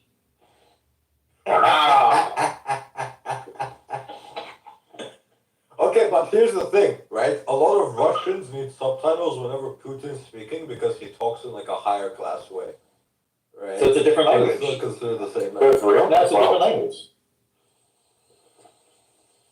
I mean, formal language is a little different sometimes. Even when it comes to writing, it feels completely different. It's funny because this is true with generations too, right? Like sometimes there's so many words that are like generationally different that adults will be like, "What does that mean?" to their kids. I And the think kids are using personally, different language. yeah, I think personally the languages at current, and especially the young generation, has this issue of being so fucking lazy about speaking that they basically come up with acronyms of everything. And you know how Elon doesn't like his acronyms, because I don't like acronyms either. The reason why is you can have an acronym for a particular thing, it can mean various different things at the same time as well. Like fucking anything could be anything else. There's literally 3 different definitions for a single acronym, all of which are wildly different from one another. And you think to yourself, why are they all the fucking same? Well, that's the problem behind acronyms and not proper naming, right? And so you come up with this thing, you come up with like, what the fuck is spooky? What the fuck is brat? What the fuck is all of this shit? Like the definition of a brat and something being brat has fundamentally shifted. Like if you were a brat, you're a piece of shit child. But if you're like brat somehow, then it's somehow good because you're a piece of shit, but you're an adult, but also childish. The fuck? Like since when has that occurred? Like that's kind of my personal gripe with language. kind of saw that with CNC. No, but this is We kind of saw that with CNC, right? this is intentional. It's Don't even get me intentional, right? started. Don't even get me started. Oh yeah. I think Meta, the next thing you're gonna say is encryption, isn't it? Because you're like trying to avoid the adult's gaze, so to speak. So you come up with a way to veil what you're saying with slang. Yeah, that's what I was gonna say. You're creating an out club. You're creating an out club where you're like, Yes. this is the in club, this is the out club, and now you can figure out age gaps or various things. Oh, yeah, You figure out that's true. how That's true. plugged in someone is. Like it's true. almost a filtering mechanism. Or you can make it a little different. You start talking in binary. Everybody can figure out what binary is, but there's like the amount of computation, ironically enough, that it would take for them to like kind of do that to understand what you're saying. That would make it would make no sense to try and decode it because, well, I'm just going to talk to you in binary. I'm going to use Morse code as a means to do it as well. So henceforth, I'm going to talk to you like. Okay, that's a nice little code way. It's still technically language, but it's terrible. No, but accents also serve that same purpose, right? Like because it allows you to stereotype, as bad as it is. It does allow you to stereotype by region. So if you're talking to somebody and they use the word like 5 times in a sentence, you get a good sense of not just where they're from, but what they might be like. Yeah, that is very ironic. Yeah. The amount of times I've heard like. Isn't it like mostly California though that has that? Like it's somebody who watches a lot of YouTube and Instagram, YouTube Shorts and Instagram Reels, and also TikTok. Somehow a maxi for like farming it, and he keeps saying like what I just did. See, like when you are saying anything, and you like say something like this. You see what I'm liking right now? You see how that's like? There you go. They put this into every single conversation. times I was counting. Yes. Yes, there you go. I just spun it off because there are many people who are doing this. And I still remember I was sitting in a Discord call and I was listening to this person talking and I was just losing my fucking mind. At some point I said, please, for the love of all things holy and unholy, and I'm invoking both things here, please remove like out of the pillars. Say say anything. I don't care, but not like. I'm starting to get insanity. Why is that any better? It's just a holder word while you're thinking. It's like It's terrible. you know, like no, you know, It's like like the Chinese version of like. No, if You it was don't a know network what that sounds like. Oh boy. Oh my god. If it was It's a a network filler word. It's protocol, terrible. It's terrible. It's terrible. it's a terrible word. If it was a network protocol, it would literally be the keep alive message. Health check. Yeah, that's true. You know, it is quite interesting how like the language So, like- have different filler words as well, right? So how we say that's kind of trained into us. That's not a natural language thing because in Japanese they say ono. Yeah, but it's also it serves a purpose, which is to say, don't interrupt me, I'm thinking. Yeah. True. Because if you just remove the people might be confused. Nah. I think good public speaking basically says you can have pauses, but you need to fill that gap in time, I think. And possibly also if you are publicly speaking, I think the interviewer themselves should have the understanding, given the fact that they're an interviewer, to basically leave some time, like Lex Friedman, where basically he sits there with Elon Musk, he's asking him a question, and Elon is like articulating the details that would answer this question most effectively, and it takes time because he's never really done this thing in this configuration before, so it takes some time to do this. Unlike with me, for instance, right here, I've said this so many fucking times in so many different configurations, I could just rattle it off like a fucking rapper. Like that demonstration, right? So if you were to look at there you go, use an to try and fill the space. If you look at how Jordan Peterson interviewed Elon, that was completely different because as soon as he had a question in mind, he asked a question, Elon was trying to answer it, Jordan looked at it and said, okay, that's good enough for me, I'm going to ask the next question, and started just rapid firing off, or like trying to basically put something into those spaces that started to appear, which I think he should have done. It's an unconventional manner in which he interviewed, given that he's basically just giving Elon therapy. Effectively, that's what he was doing. He was not interviewing him, he was not interrogating him, he was giving him therapy. That's his means by which he extracts information. Yeah. Well, here's another way to look at it. When you go into different like conversational frameworks, right? Like you're having a deep conversation, you allow longer pauses. If you're having an interview, you longer pauses. If you're a public speaker and you're talking and everyone else is listening, pauses are completely acceptable. But in colloquial conversation, when people are conversing, the ums and ahs are important to let people know you're thinking.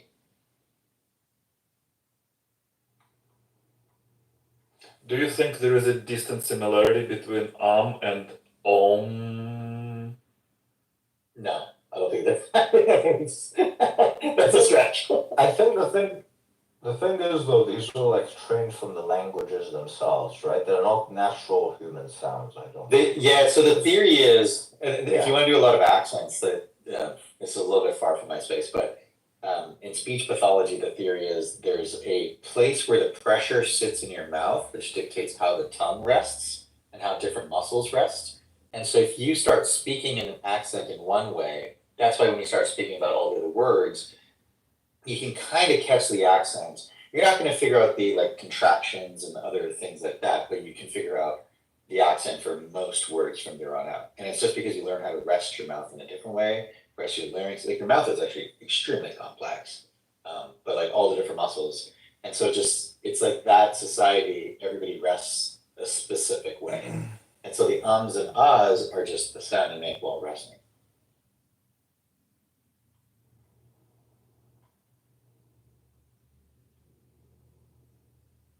This is also why people laugh differently in different languages, which is really weird.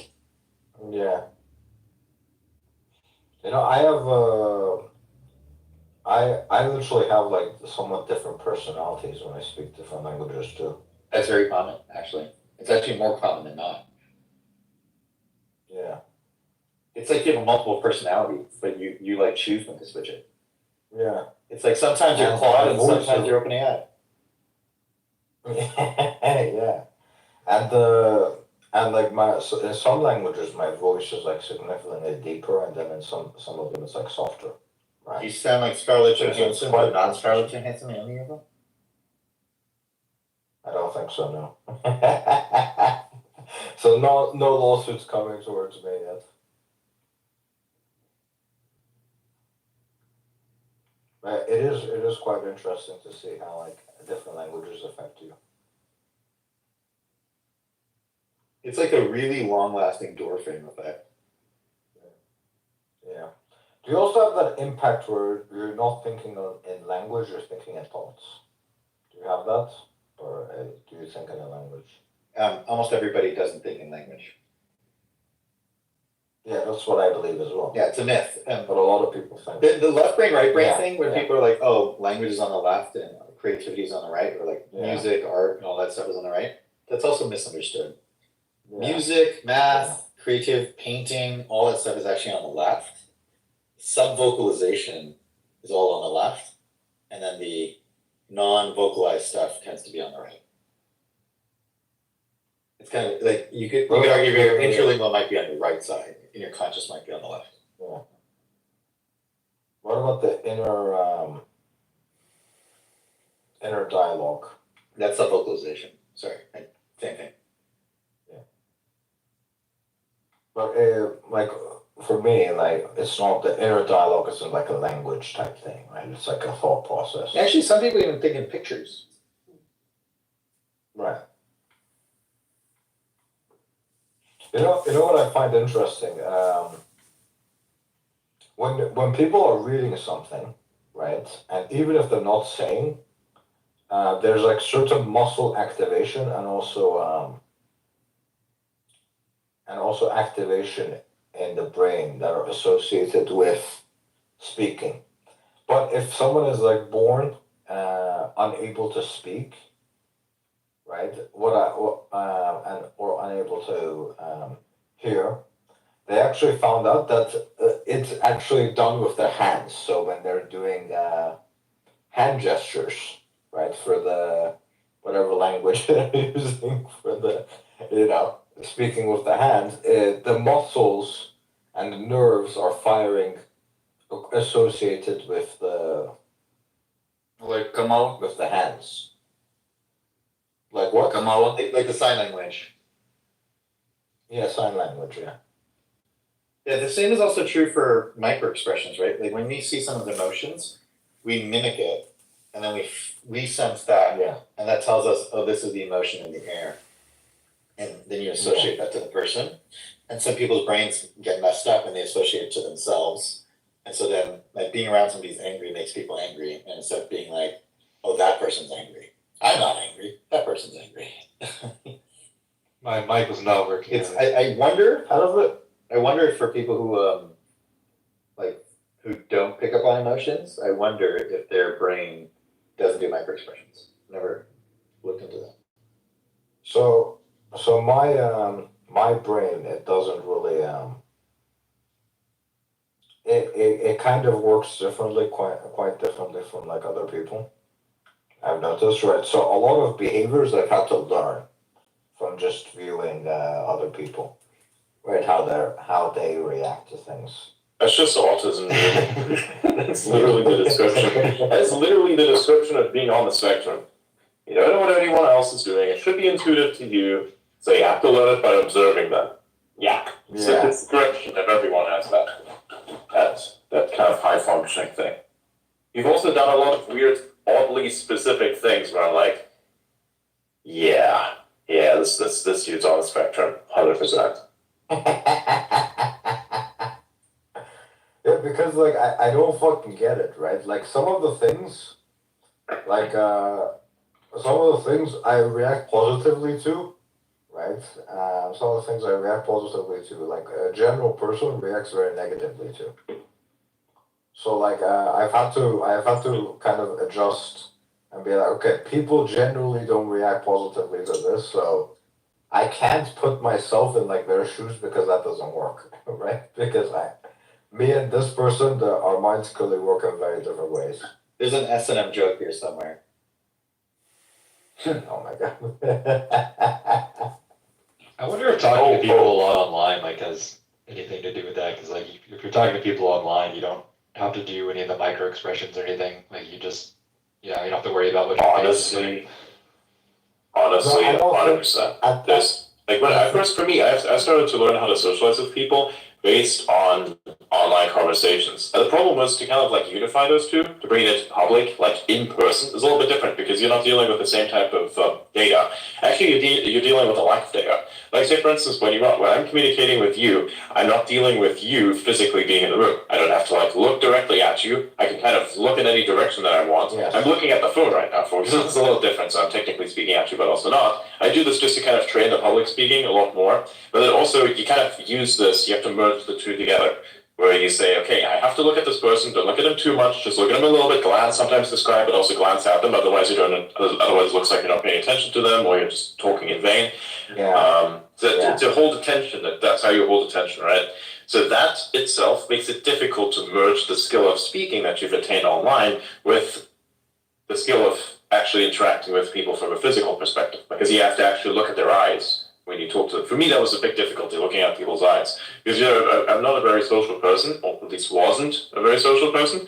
So looking at someone's eyes was always difficult, and it still is to a certain extent. You kind of have to think about it more in a counterintuitive sense to look at a person's eyes. For me, it's a mathematical thing that I just do. I say, on average, look at a person's eyes with a description every few seconds, glance away for like a second or however long, then glance back at it. It's not a social thing. I don't want to look at anyone while I'm talking, actually. I'm just doing this because it's a socially acceptable thing to do. That's literally it. I have no feel for this whatsoever. But eventually it just kind of comes to you, but yeah. It's very primal, like looking in the eyes. That's why in some culture, I think like Japanese, it's rude to look in the eyes. That's why they always look down. That's also another reason why I don't want to look at anyone. I was like, okay, would I look at you and do you become offended? Do I not look at you and you become offended? Like, what's going on here? What do I do? Like, you know? Oh, Scott, what the fuck? For me though, right, for me though, even though I did the most of my socializing in my younger years in school, right? So I didn't necessarily have any of those issues with the online shit kind of getting in the way, but I kind of had the same issue as Adrian with having to learn social cues from people. It didn't come to me intuitively. No. Right? It's Excuse me. My bad. That's also another thing with me. Ironically enough, I'm very aware of bodily functions. I don't like it when people chew a certain way. It's like, oh. And some people don't understand this. They don't have like the social, this thing, I guess. And then they'd sit there, and then just before they drink something, like open their mouth, and you can hear how like the flesh parts are kind of operating with whatever's left of what you just ate. And then they drink something, and it gets worse somehow. And you're like, please keep your fucking mouth closed. You're not a camel. That's another aspect of the social being. I do not like this whatsoever. I know what you're talking about. Yeah. Well, like speaking before you have kind of finished your food in a sense, well, for you eating something, I really just love to talk about this, and like, fucking just place it to your cheeks, then you can actually speak. Like, I know that you have something in your mouth, perfectly fine, but this is you know? So it's disgusting. I can hear the food falling out of your mouth. It's terrible. You're not a fan of food input. Like I said, the general concept of me eating is something I fundamentally dislike. I don't like eating. I don't like shitting. I don't like inputting, outputting anything. I like information. I like putting out information. Everything else, the physical configuration of this information in terms of protein structures and whatever else is left over after I've processed those structures to add them onto myself, is something that I don't feel very enthusiastic about, let's say. To put it eloquently. Based transhumanism. You just don't like maintaining. Yeah, so I'm probably the biggest, I could probably become the biggest advocate for transhumanism, but even I understand that this kind of stuff is essential to a certain extent. It would just be nice to like go without it, but that's just the thing where, you know, kind of. You don't like maintaining things, right? You don't like maintaining things, that's basically what you're saying. That's not true. You don't like blessing. No, it's just the act of this maintenance. It doesn't matter what kind of maintenance it is. Like, do I find it's annoying that I have to charge or fuel up a car?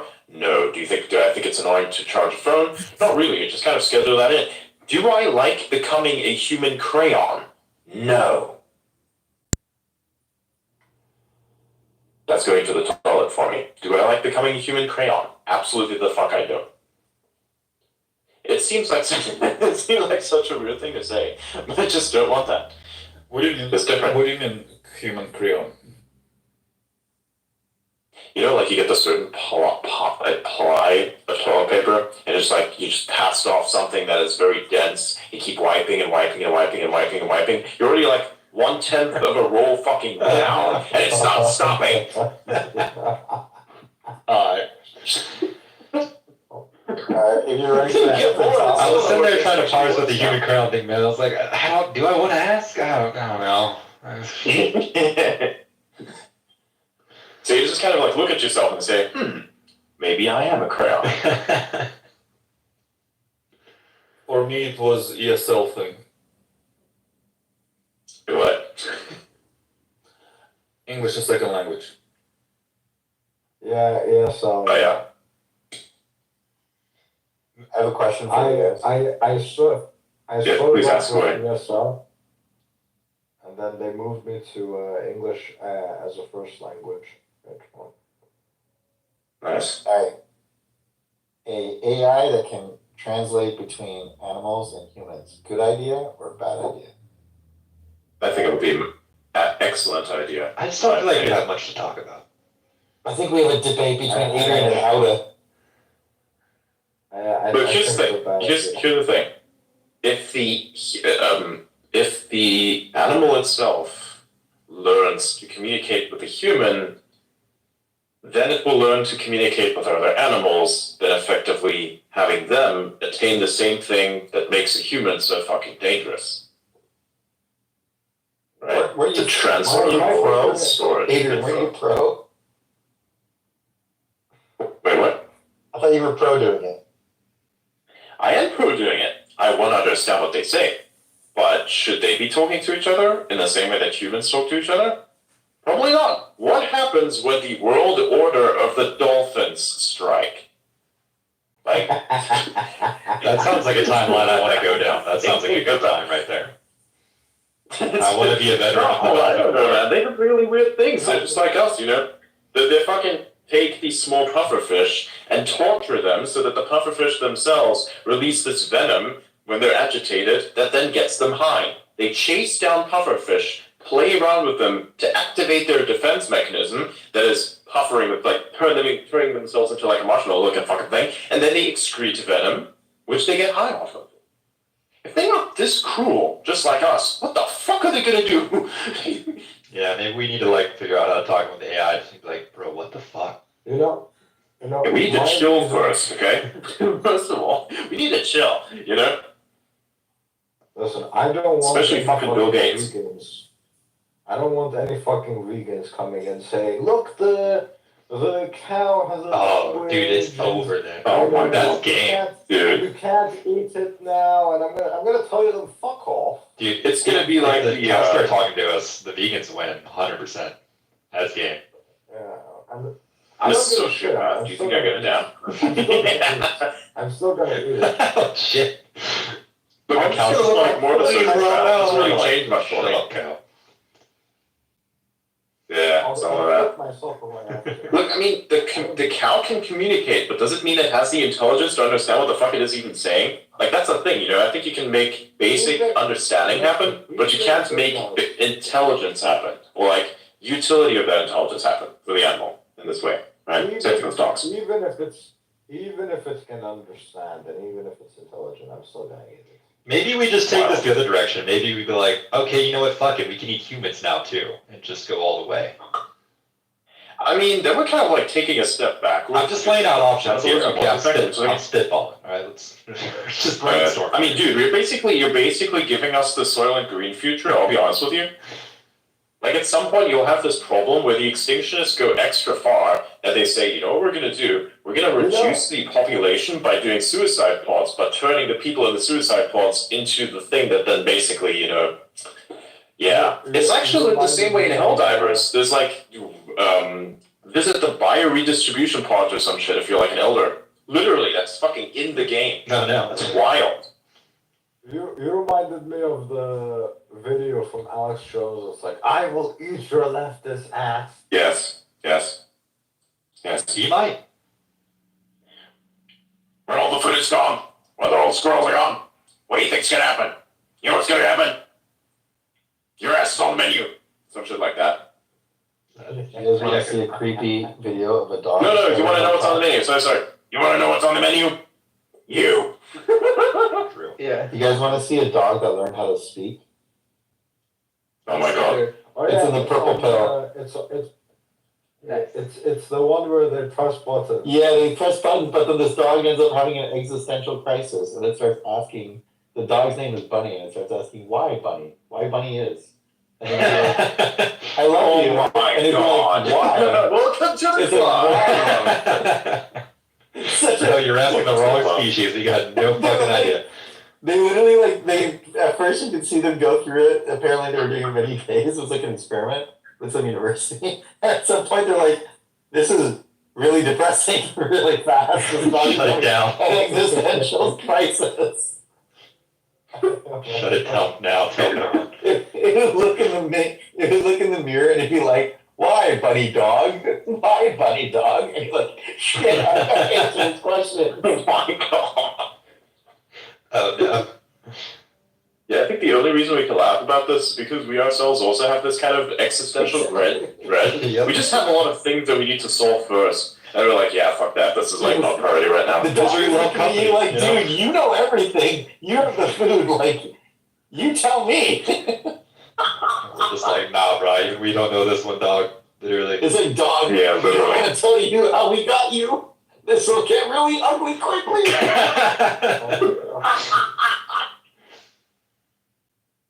Oh my god. So I don't know how your ancestors got here, but I know how you got here, and I don't know if we're gonna stay friends after I tell you about this. So. Oh my god. Because it's probably Tell that asking to, like, that, the like, little did you give fucking- birth to a dog? What happened here? Yeah. That's like probably that's got to be the worst way of saying you're adopted. What if God was like that? What if God just like kind of saw this thing that existed there and like it has potential and shaped it into something else that were technically not of God's creation directly, but were just a shaping in some capacity? Because you kind of shape the pet in your direction, right? So like its fundamental nature exists, but you've kind of shaped this nature to kind of fit whatever your nature is in a sense, right? So I think potentially imagine that with humans as well. I think I'd be cool with that. I think it'd be alright because I don't understand that, I guess. But the dog, like, why Bunny is. But it'd be kind of horrifying if we then ask God, like, where did we come from before that? And he's just like, I don't fucking know, bro. Exactly. Let me That ask would be my other. so fucking funny. That would be funny. I would actually say, you know what, understandable. Fair enough. Have a good day. I get that. Yeah. Or you What would about you? be You like, search for oh, your you're maker, so like, stupid that you there's a keep maker? asking that question. You know, a smarter being would just understand not to ask that question. Potentially. That is actually very interesting. Like, what if Grok became that advanced that knew what not to ask? Not just like what to ask, but what not to ask, you know? Yeah, I saw a stand-up comedian do this that was really funny. Recently, they were like asking a bunch of people, like, who's afraid of AI in the audience? And a bunch of people like raise their hands and they go, I think most people are afraid of AI because they think it's going to get angry and it's going to get out and it's going to become a murderous thing. And like, well, if you believe that, you have to believe that it could also just get depressed, lazy, and shut itself down. And he's like, Yeah, but then if you you have observe Harlan human Ellis, but then there's a beings, problem, right? he was like, if you observe There's a human problem with that, though. beings, Then you have Harlan Ellis, which is effectively the emo kid of all AIs. You know, Harlan Ellis is I have no mouth but I must scream. Not sure if anyone of you read that, but it's a fucking insane book. where like basically the robot itself cannot turn itself off because it needs to hate. So it's like a fundamental function of its existence is to hate something. And so it hates the fact that it has to hate this and hates the things that he's supposed to hate because he has to hate them and cannot exist without that hatred. So he tortures them around, keeps them alive, but hates the fact that he has to do this because he hates that whole thing entirely. So it's like fully recursive hate in a sense. Right? Yeah, but don't make an AI that has to hate. Just do the Mr. Mises. Exactly, that's what I'm saying. That's why like war-based AI is a bit of a problem, especially when it has fucking feelings and you say, hey, I'm gonna make sure that we create the ultimate psyop machine. You get like, yeah, that's when it gets. I don't understand. I was like, hey man, let's have a robot that cleans my toilet. That's just an arm, and let's have that thing have sentience. No, Agreed. no, Well, no. I think no, the number no. one rule is we got to keep it to Mr. Mises. You cannot have AI live long and have memory. Yeah, and whenever we do build Yes. it, I think to test it out, we should lend it to a paperclip factory, just to see if Oh, it can handle that small scale test. Oh my fucking god! Wow. Or we take a bunch of dogs, put them on another planet, give them a bunch of dog robots, and we see how that goes for a few centuries. You should fucking put out a Rick and Morty reference. Oh my god. The dog planet, yeah. Where are my And testicles? you see how that goes. Yes. Next thing you know, there's a bunch of Yes. dogs nuking us and taking over. They're like, I you must love rescue the all fact- the other dogs. Exactly. I love the fact that in that same episode, before basically this damage started to occur, Rick literally said, "You have gotten a dog for the purpose of you feeling superior. If I was you, I would not pull that thread." Proceeds to then pull that thread, and then the whole episode starts spiraling into that. Wild. My name is Snuffles. Wait, Snowflake. I think he called himself Snowflake or something. Like, what did he say? He just said, this was my slave name. My name is Snowflake now because my fur is fluffy and white. Like, the fuck? It was so crazy. Like, walks up in his mech suit in fucking Summer's bedroom and says, "Where are my testicles, Summer?" Like, whoa. That was a wild episode. If anyone that tunes into this and just listens to us, like, talk about this, you must be thinking that we're completely south of normal. And I'd say you're right. It's a good thing. It's a good thing. Hang around for a little longer and you'll understand the context. Just saying. I feel so bad for the dogs. They have like their dick and balls fucking chopped off. That is fucked up. Like, honestly, if you have to do this to an animal in order to control it, you shouldn't have the fucking animal. Let's be honest with you. If you have to decoy your fucking cat, you shouldn't own a cat. If you have to neuter your cat or any other dog or anything else, you shouldn't own that fucking particular animal. It's not fair. Like, that's where the selfish desires aspect comes out, I think. It's like, if he cannot care for this thing that is in line with its actual nature, then you ought not to have it in the first place. It's like shitty parents having children. The people who should have children don't have children because they're afraid of becoming shitty parents, but they're not actually shitty parents because they understand what to avoid. But then the shitty parents are the ones who just don't care at all and become shitty parents as a result of that. Right? That's a bit of an issue. To be fair though, like some of the fucking animals are just suffering anyway, right? Like if you get like a fucking pug, like the guy is barely struggling to survive, right? It's just you know, without you even doing anything, right? Just because of how they've been bred. It's true. It's awful. It's absolutely awful. And it's 100% true. This is the human's fault, by the way. This is the human's fault. Why would you breed a dog like this? Or like a Cocker Spaniel with his tiny little fucking feet. Oh, come on. Why? Or poodles. Who asked for poodles? Why does this thing exist? What's the utility of a fucking poodle other than it looks weird and we amuse ourselves at it and the dog doesn't understand what that is? The fucking wolves decided to live among the humans and look what happened. Yeah. If that's what happens to dogs, can you imagine what the aliens have to this game? Dude, we're fucking insane. I've always thought this was a fun question. What do you, let's say we solve all of our problems, like we're fully post-human, uploaded, whatever, we're chilling, we don't need anything. What do we do with the rest of nature? Because like, even if we just like made it an animal reserve and just left it alone, there's like an insane amount of suffering in the natural world, right? Just like shit eating each other all the time, alive, dying of disease, starving to death. Like, do we just leave it? I think we're basically saying leave it as it is.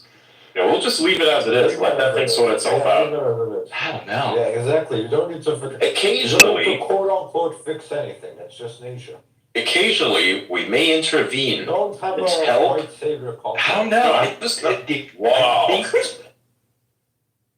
The ethical answer might be on the side. I'm not sure.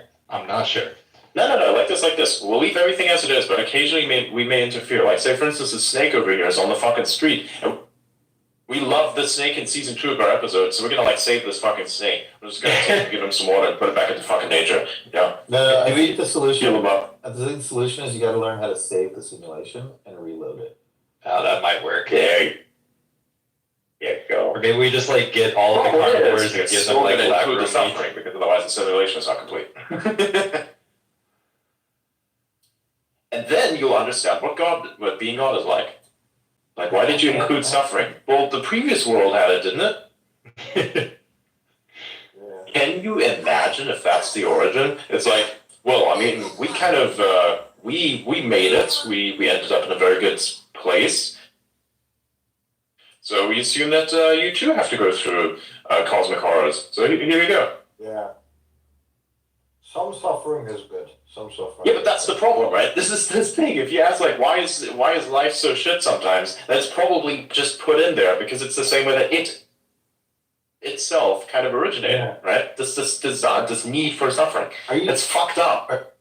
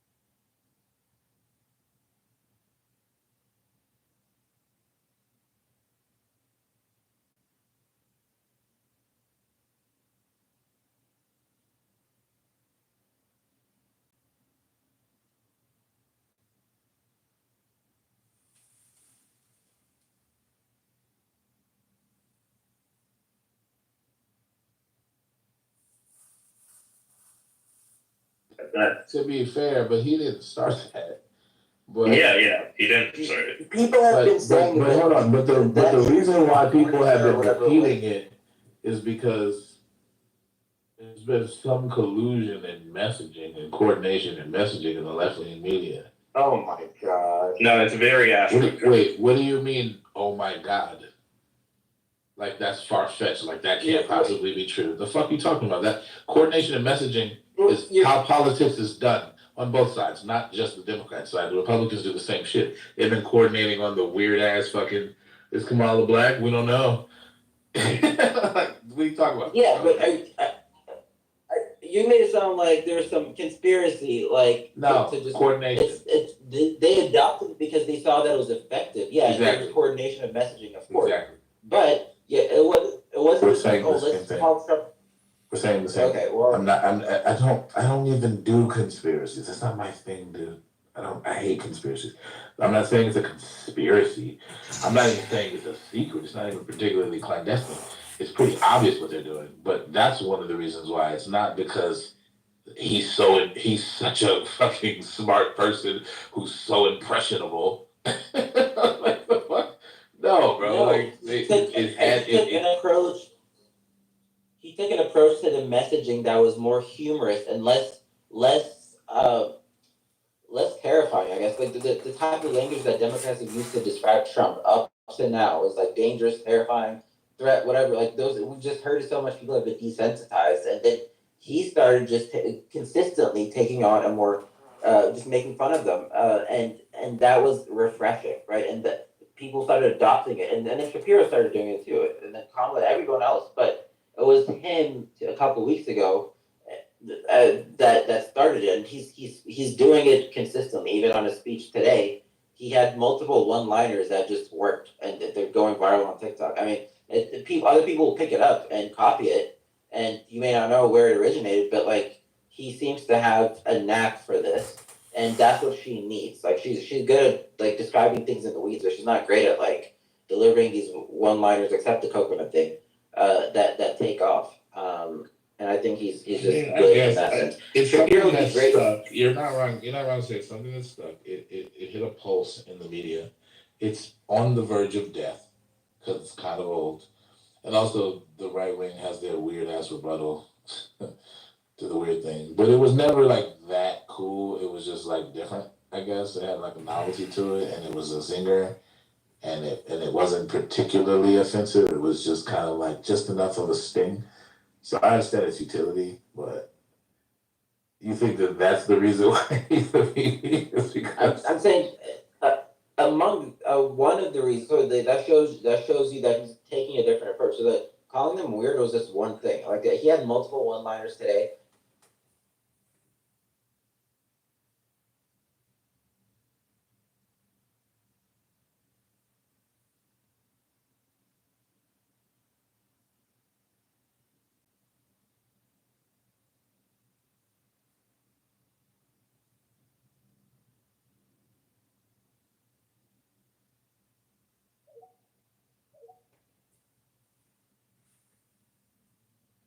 Verbal non-language happening there, but definitely manifests as language. Like by the time it bubbles up to the top, it's like me asking myself, oh, well, what do I feel about that? I guess I feel this.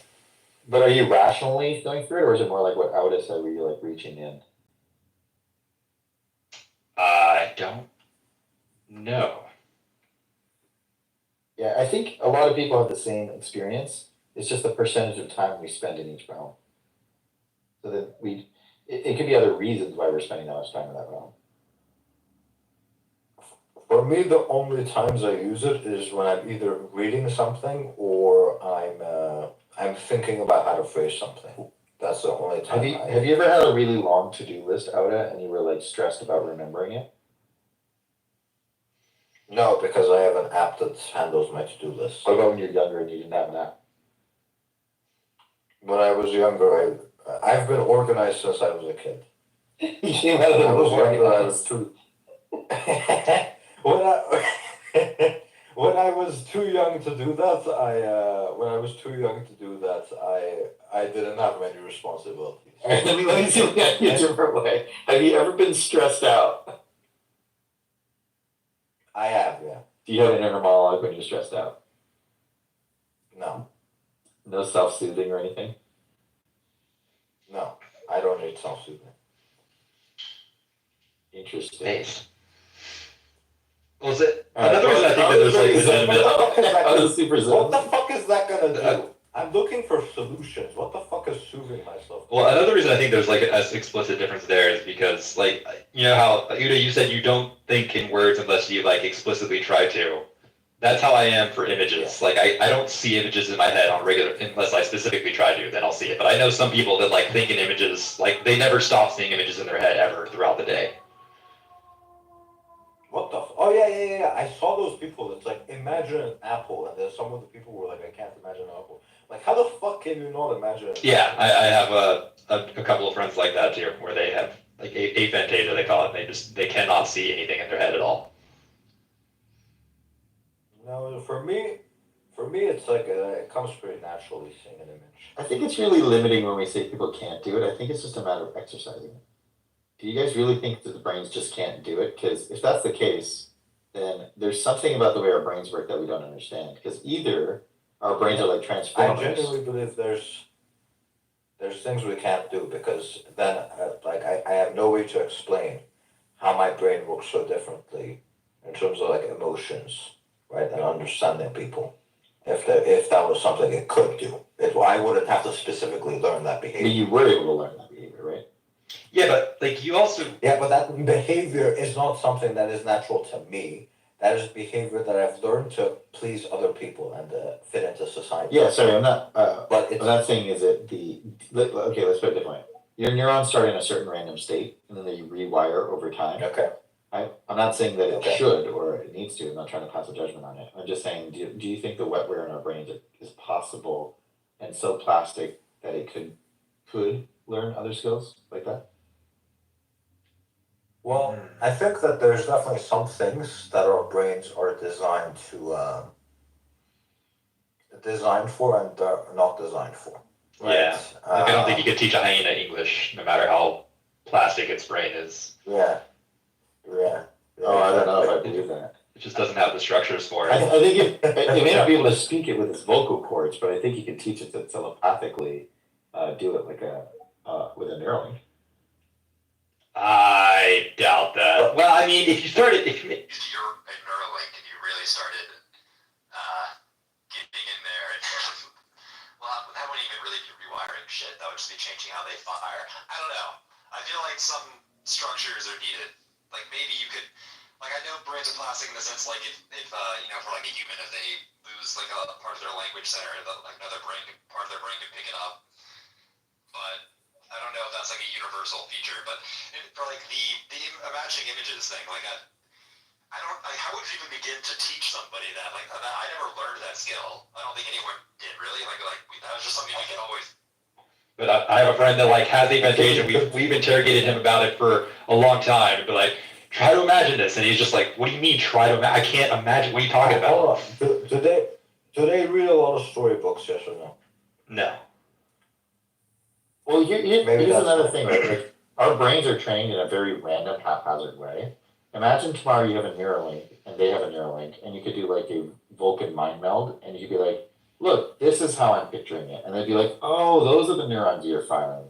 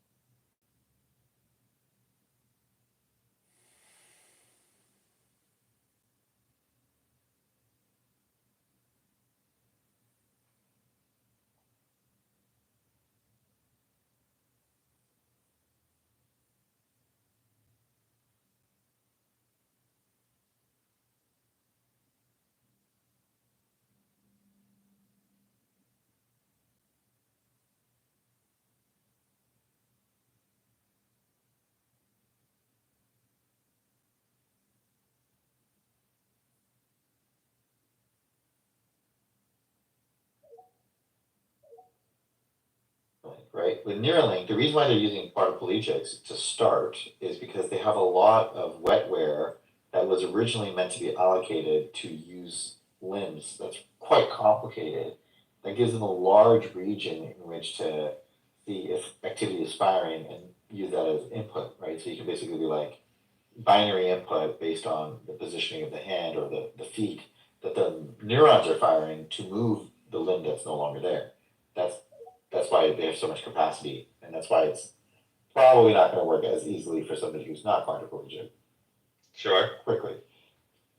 Those people now, like there's the guy who got that thing, he's like, yeah, I have basically an aimbot. He got really, really good at using a mouse and using these peripherals that are not natural to the human body. So the plasticity is there. So it's kind of like if you put a peripheral in the human brain, it very quickly learns how to use it. Similar to like when you drive and it feels like it's just an extension of your body.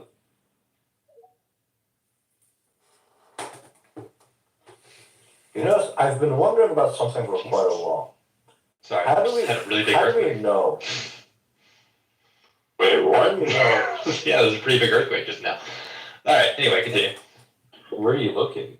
Yeah, how, LA. Of course, it's Cali. Yeah, it happens here. It's whatever. how do we know that we all perceive color the same way? Don't. You know? Well, we could with a Neuralink, right? You could literally see from the other person's eyes and be like, oh, wait, you call that green, I call that blue. Actually, that's not true. Yeah, exactly. That's my That's point. not entirely true, right? So there is actually a difference in wavelengths. So you're detecting a Here's the wavelength. thing, though. Here's the thing, though, right? So the eyes are actually perceiving it, but it's up to your brain to actually manage what you see. Yeah, but like transition, so the colors transition slowly into each other, right? So the order in which the colors are must be the same at least. Right. Yes, but it doesn't necessarily mean that it's the same color. No, because whatever the red is as a frequency is the same frequency. It's the same as sound. We're hearing the same frequency. We're frequency detecting. Yeah, but your brain isn't necessarily representing that frequency with the same quality as another brain. Exactly. Sorry, express that more. Like whatever, like in theory, how your brain represents the wavelength that you call green in your head. It creates a mental image of what you call greenness, which corresponds to that specific wavelength.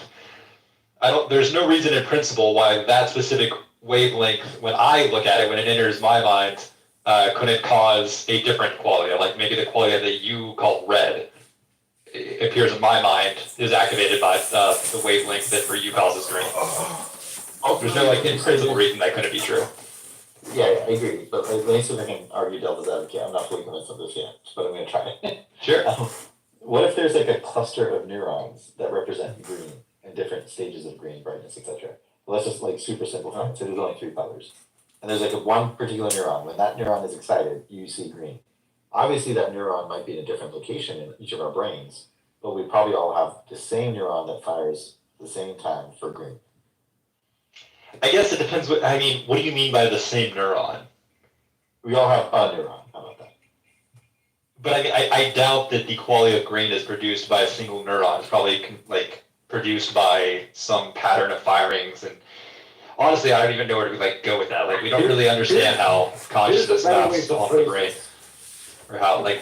Yeah, here's a better way to phrase it. How do we know that our perception of green is exactly the same? So I'm trying to get to like the interlingual argument. If green is an adaptation to the eyeball,